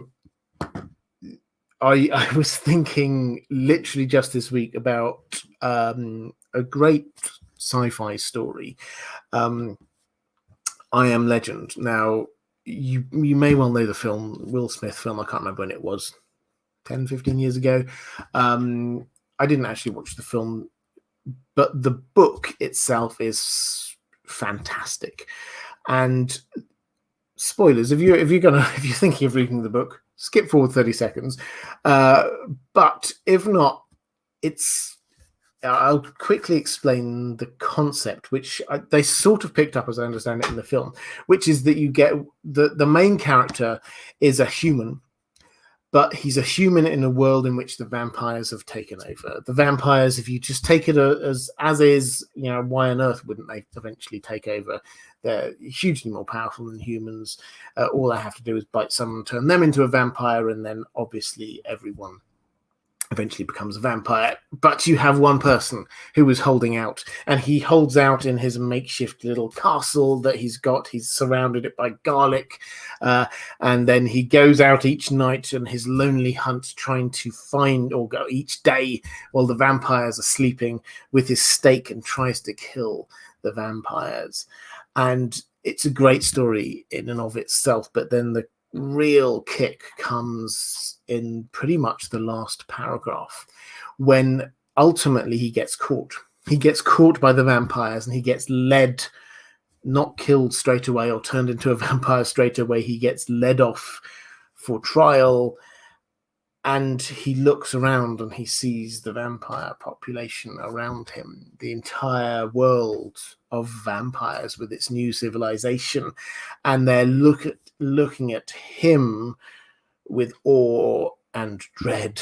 And he suddenly realizes, I'm like the vampires in my own history. I am legend. I am the one that they fear. I'm here thinking they're all the bad guys, and I'm trying to save humanity against them. But for their culture, I'm actually the one who's going out there and killing all of them. And it's a great, and it just ends, I am legend. And he'd not thought about this before. And that is a fantastic flip to the Richard Matheson. If you've not checked it out, Richard Matheson, it's sort of a novella, I Am Legend. It's a fantastic kind of flip to this idea of what does the other side look like? And yes, we've got the others. We do not know much about them at all. They do seem to have a culture. George R. Martin's been a little bit evasive on this, very evasive, talking about whether they have a culture or not. They clearly have something akin to a culture. They have a language. They have developed weapons and armor. And they clearly have intelligence. They clearly have a plan. That there is a culture going on there. That seems to imply that they must have legends, stories. There must be something passed down from the first long night. We don't know whether or not they are hugely long-lived, and so it's the same people as before, whether generations have passed. We don't know exactly how they work in the books, but yes, they would certainly seem to have they must have stories about what happened. And what are these? This is, I think, getting to the heart of the understanding of the biggest mystery that we've got there. What do they want? What are they after? George R. Martin is given us almost nothing. They are not, he's been very clear, just mindless zombie baddies who just want to kill humans for the sake of killing humans. There is there is a reason there. Everyone is a hero in their own story. They are they have a rationalization for what they're doing. So will they remember Azor Ahai? Very probably.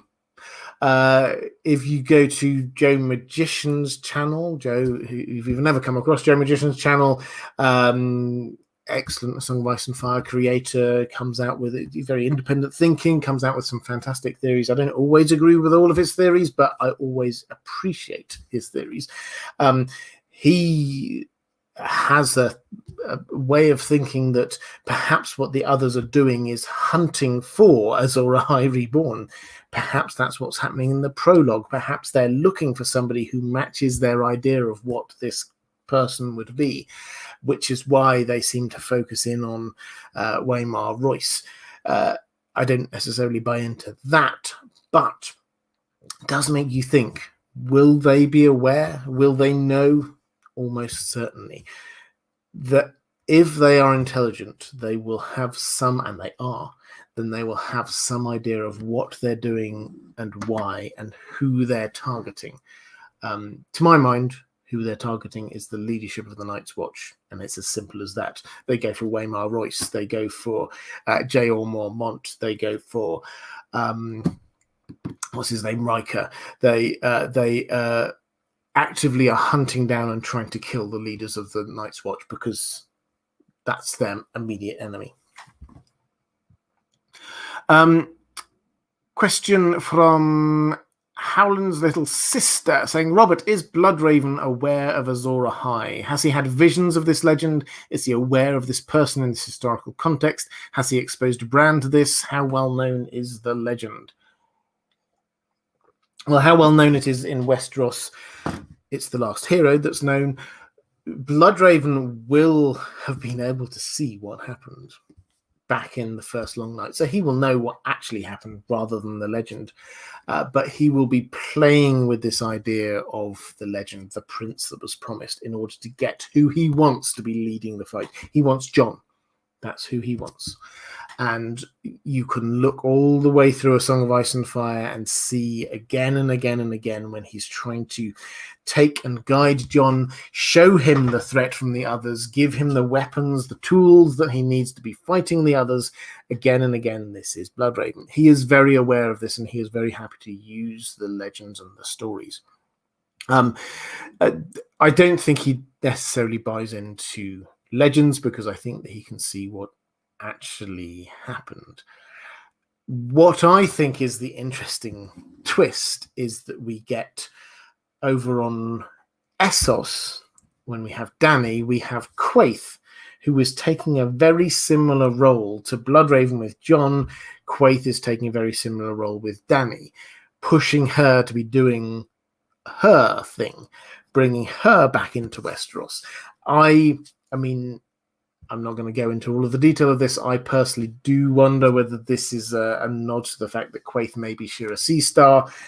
There would be so much pathos in this idea of Bloodraven and Shira Seastar, who were lovers, then separated by being on different continents, and both of them having the same idea that they need a hero to fight against the others, but picking on different heroes. That would be wonderful as far as I'm concerned. I think that would be fantastic writing.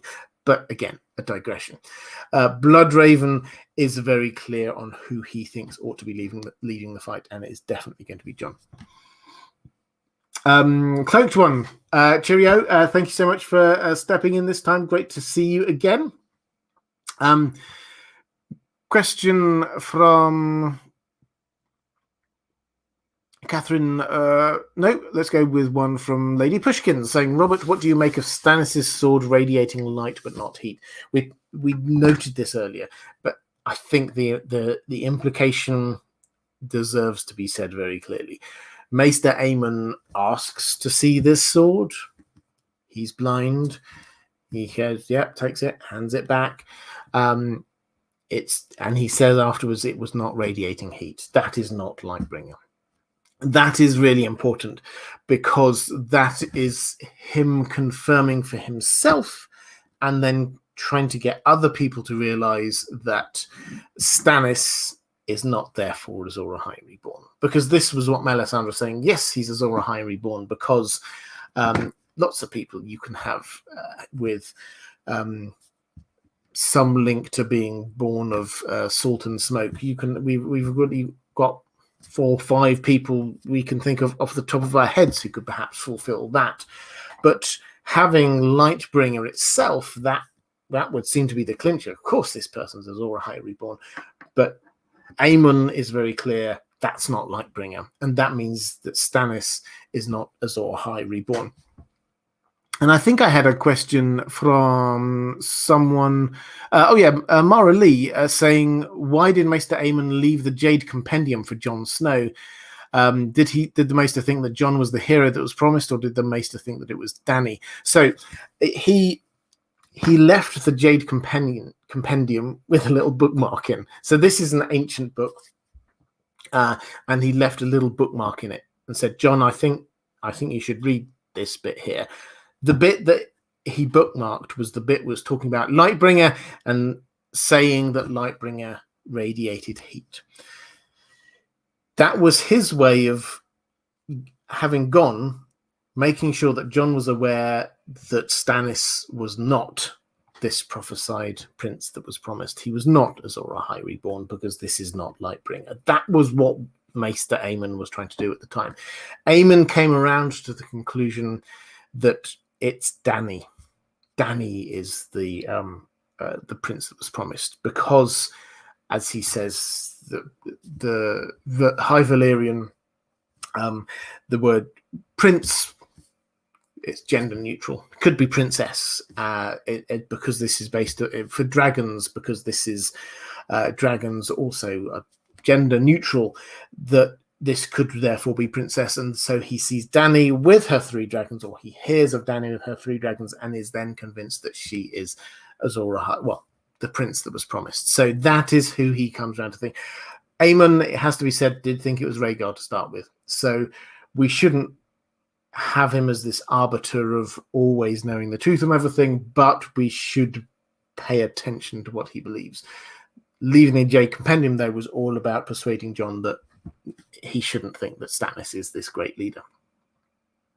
Land of Always Winter, thank you very much for the super chat, saying, Robert, thank you for another wonderful chat. Oh, good. I'm really glad you're enjoying it. When Bran achieves full mastery of his green sight, will he be able to fly back through time and discover the truth of these legends?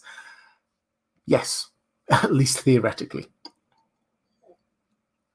So what we've already seen with him, and we've been told, is that he's going through the weirwoods being the repository of not just stories, but actual lived experience of what happened in the past. And we're told that they do not, the trees do not experience life and the flow of time in the way that we do. It's all one and the same to them, and so he can go back straight away look through the eyes of the weirwood in Winterfell and sort of go back through time. When he's mastered his abilities, then he can control that a bit more, and he can pick which point in time he goes. And he is told by Bloodraven that he will be able to move beyond the weirwood trees in time. So yes, he will be able to go back. This is almost certainly how we're going to discover a lot of the ancient history about what happened. It happened on the show. This was, don't take the detail of what happened, take the idea of how they revealed what happened back in the first long night through Bran. That is how we're going to be discovering this. So yes, definitely this is the route into this. Once Bran has got his powers, that's how we're going to see things. And we expect to see fewer and fewer Bran chapters is one of the takeaways I think we have from this. Bran, his chapters have been reducing through the stories because he gets to know more and more, and the more he gets to understand things, the more George R. R. Martin will have to hold us back from that. And it's and he knows this. He's obviously a great writer. He knows this. It is quite jarring when we have a character who has information that we would find useful, and he does not want that character to be thinking about them. And we see this again and again and again with characters like Barristan, and it's just jarring is the only way of describing it, is that he starts talking or thinking about something and then he's interrupted, and it happens again and again and again. Danny just sort of says, oh, okay, I'm tired now, go away. This is hard for a writer of his caliber to do this on a regular basis. So the easiest way is to take the step back and not actually give us that POV. And the moment that Bran is back in Winterfell in particular, I think that we will see a lot less of his POV, because we need it while he's up where he is, because he's the only person. The only way we can see what happens to him is through his eyes, his POV chapters. When he comes back down south again, there will be plenty of other characters of Winterfell with that we can see the action through their eyes, so we won't need to see Bran's quite so much.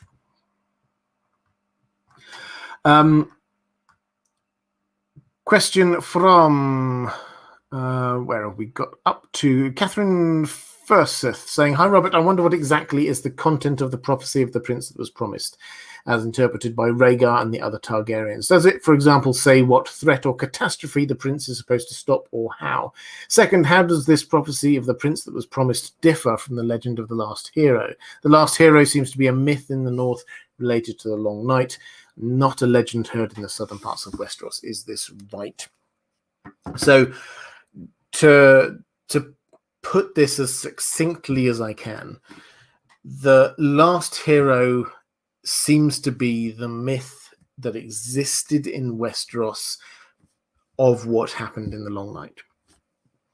The Azor Ahai seems to be the myth that comes from Ashai and has been embraced by the religion of R'hllor as to what happened in the Long Night.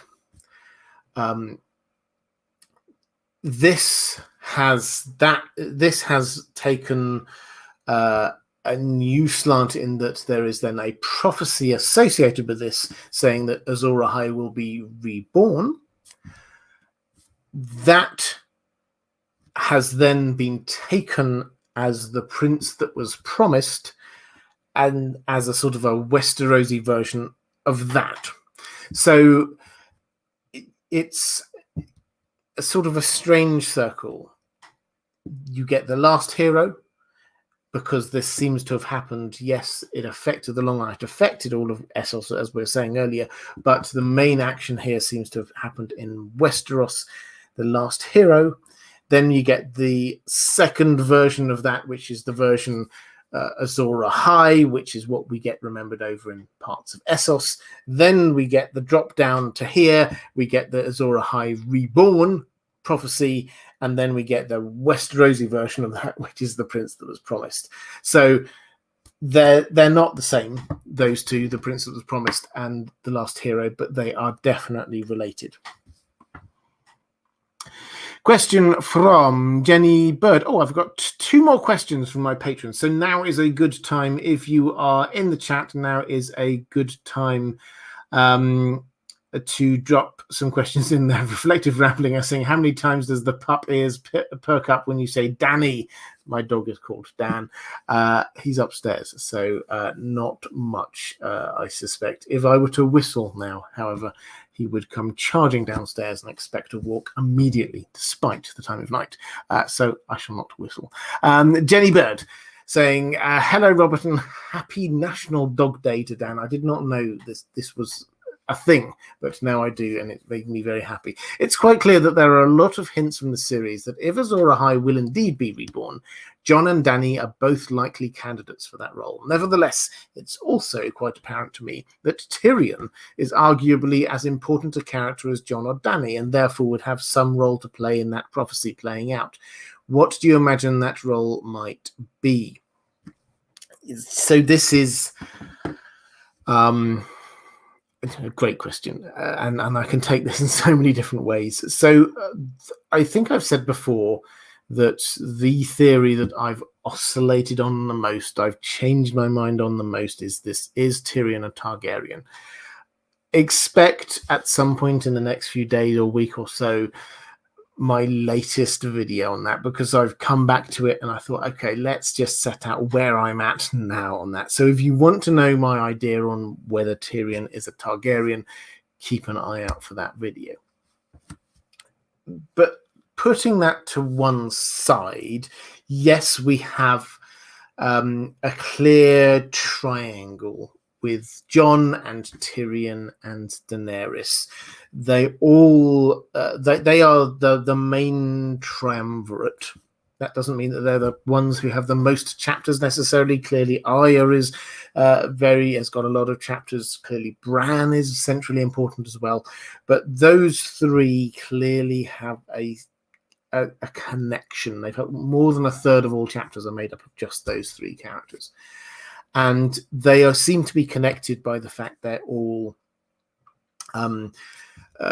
particularly if we go down the Tyrion Targaryen route, they all lost their mothers in childbirth, and they all were raised by men who were not their father. If we go with the Tyrion Targaryen thing, they all were excluded in some way when they were younger. Tyrion because he was a dwarf, Jon because he was a bastard, Dany because she was there over in Westeros, not of the Essos, not of the people that she belongs to. So there are lots of links between these three characters that George R. Martin has deliberately placed in there. Tyrion's role across this whole thing, leaving aside, as I say, if he's got a bigger role, the role he undoubtedly has is connecting all of the parts of this story. Tyrion has met and has connections with almost everyone in a way that no other character has. So what I mean by that is that when we start seeing him in this story, he's at Winterfell. He meets all of the Starks. He meets Theon. Then he goes up to the Wall. He forms a friendship with Jon. And he comes back down. He goes over to the Eyrie. He meets everybody in the Vale. He obviously has got connections with the Lannisters. He comes down to King's Landing. Everybody in King's Landing, Littlefinger and Varys and everyone else. Then he goes off over to Essos. He joins up with the Illyrio whole plot line. Fagon, John Connington. After that, he's going to head over to, and he's already gone over to outside Marine, so he'll link up with Dany, and he'll link up with Macoro, Barristan. He's linked up with Jorah. He has got links right across the piece in a way that no other character has. So this is what Tyrion's role is. He's the catalyst. In Jon and Dany both are a lot more protagonist in the way they works. Tyrion is a lot more catalyst. He is, through his actions, other things happen. So that is where I see his role. It's not as the prince that was promised figure himself, though again, I'm sure we could make a case for him fulfilling some of those prophecies, elements of prophecy, but his role is to catalyze others, which is a really central role in all this story. Caius Ballerina saying, who do I want to be Azor Ahai? I don't want there to be a specific Azor Ahai. I think I think that's where George R. Martin's going to go, and I think that's where it is. I think I would personally be very disappointed if we have a character with an arrow pointed at them and saying, this is Azor Ahai.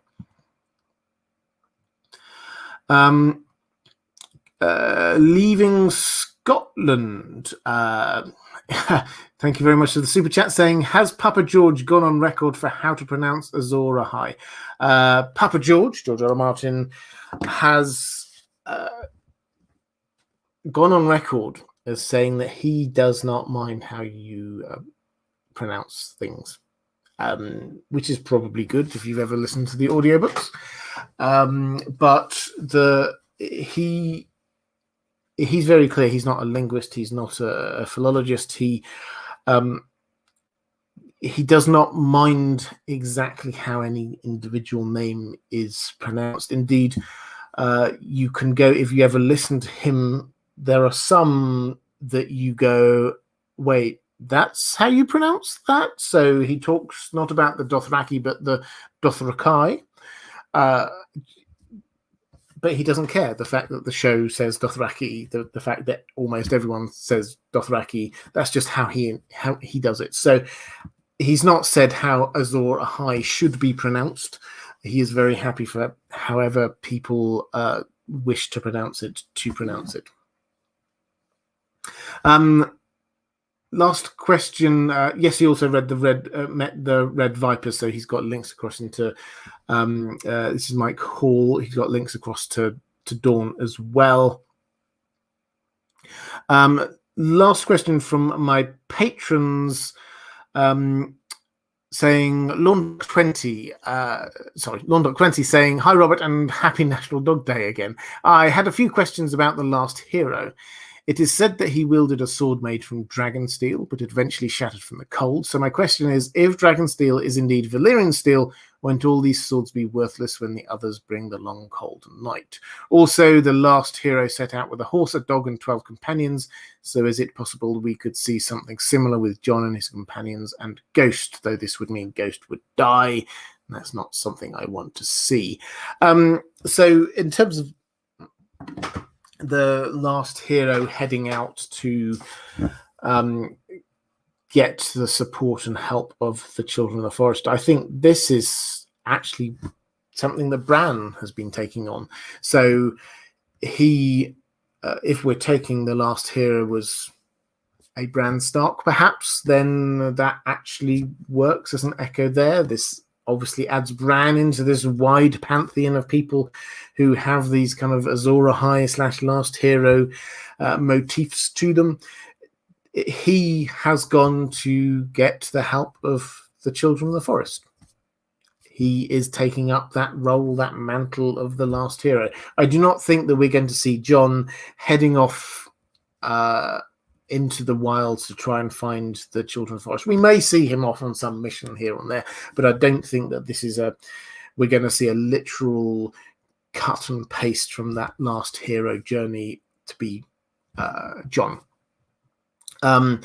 So in terms of the dragon steel, now this I think is just a matter of timing. So we get the two stories. We get the first story about the last hero who heads off searching for the Children of the Forest with all of his companions and a dog and a horse and a sword. And the sword indeed does shatter in the cold.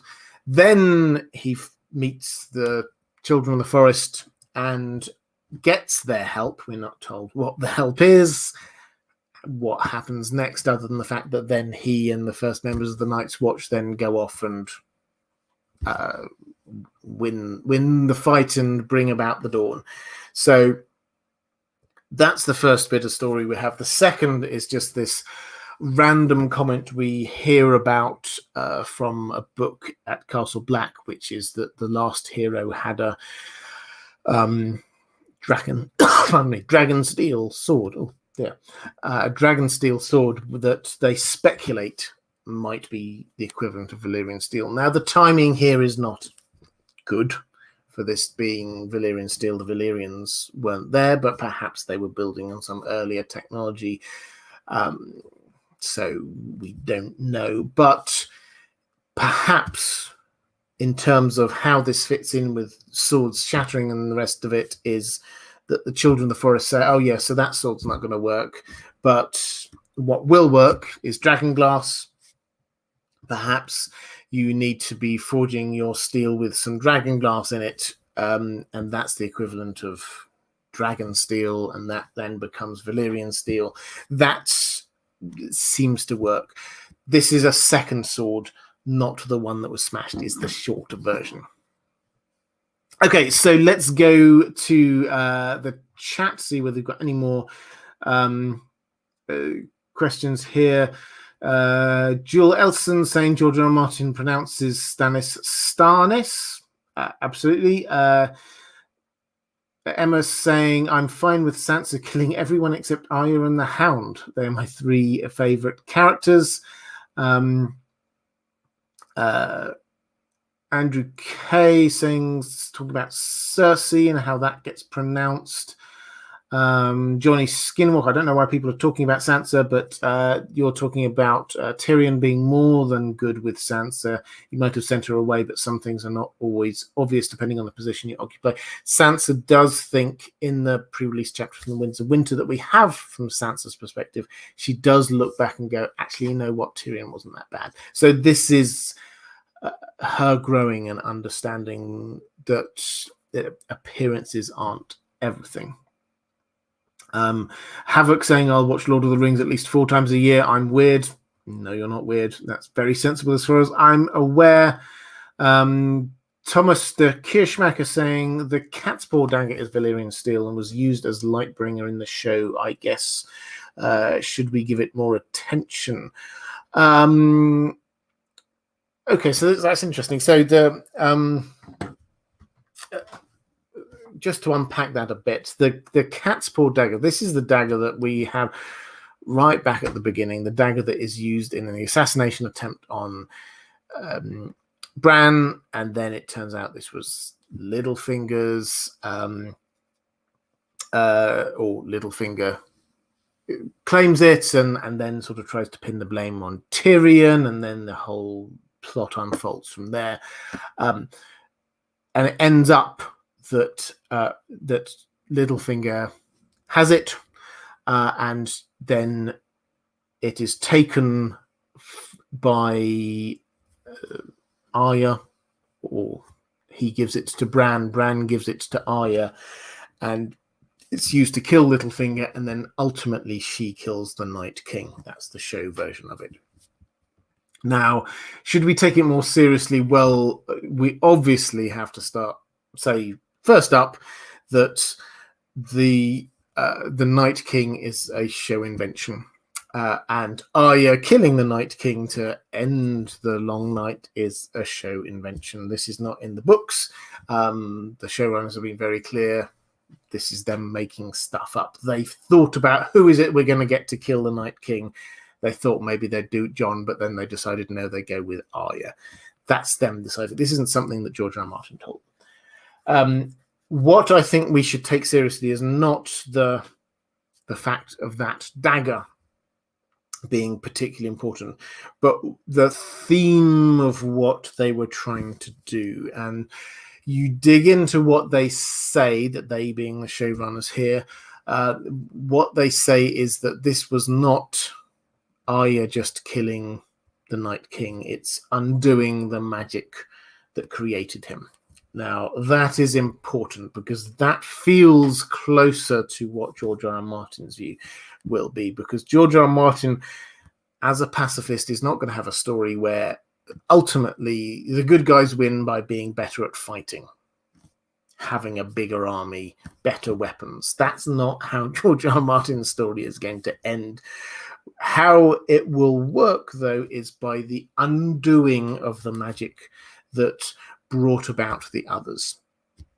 The way on the show they did it, they didn't spell this out, but what they wanted to show was that the White Walkers were created by having a dragon glass plunged into their heart in front of a weirwood tree. They were uncreated by having Valyrian steel plunged into the heart in front of a weirwood tree.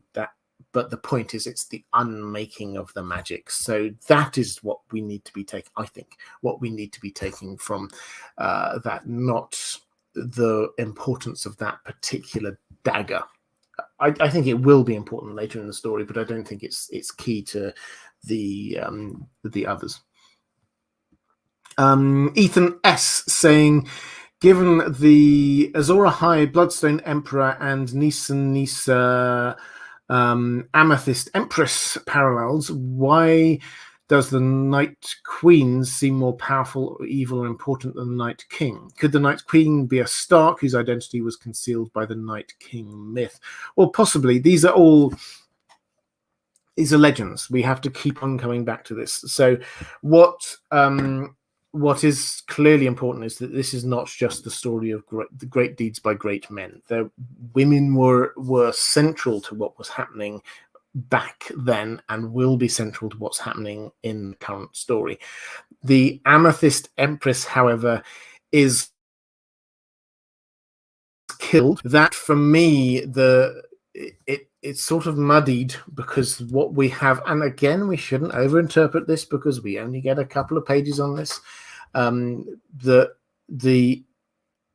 Bloodstone Emperor and Amethyst Empress, they echo both the Azor Ahai, Nyssa, and the Night's King and Night's Queen stories. So it does feel almost as if that's a kind of like a stories being brought together and merged into one, with echoes of both. So that's how it feels to me. I mean, there are, as you say, there's lots of more links across. I think that the clear idea that there is a woman who is killed, an important woman who is killed, does seem to come across. That we get the Empress, the Amethyst Empress, you would get Nyssa, and we don't know what happens to the Night's Queen, but she does disappear from the story, so presumably she dies or is dealt with in some way. So that is clearly a thing which links those stories, is the death or ending of an important and powerful woman, which, if we were to take it to our story in A Song of Ice and Fire, we have various candidates for how that might work in the present day, as it were. Let's just have a quick last check through any more questions. Think so. The Night Queen, for those who are wondering, this is the Night Queen she's not really given that name all that much, but she is, when we get the legend of the Night's King, the 13th Lord Commander of the Night's Watch, she is this mysterious other-like woman who he falls in love with, and she becomes his queen, and then we get a descent into depravity and death and darkness, and that has to be ended by a uniting of the free peoples of the north and south of the wall. So we tend to call her the Night's Queen, just to sort of shorten it, because it's the Night's King. Okay, I think with that I will draw this to a close. What we'll do next week, we'll come back. I think we're going to have another A Song of Ice and Fire one next week. The week after that, perhaps we'll do a Lord of the Rings live stream, just to mix it up a little bit.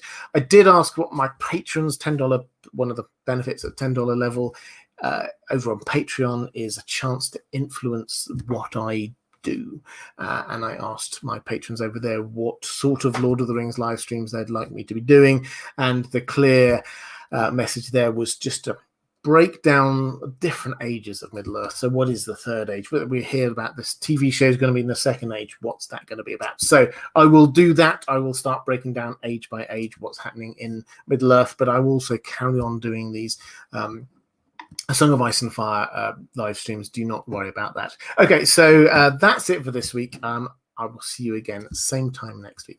Take care, everyone.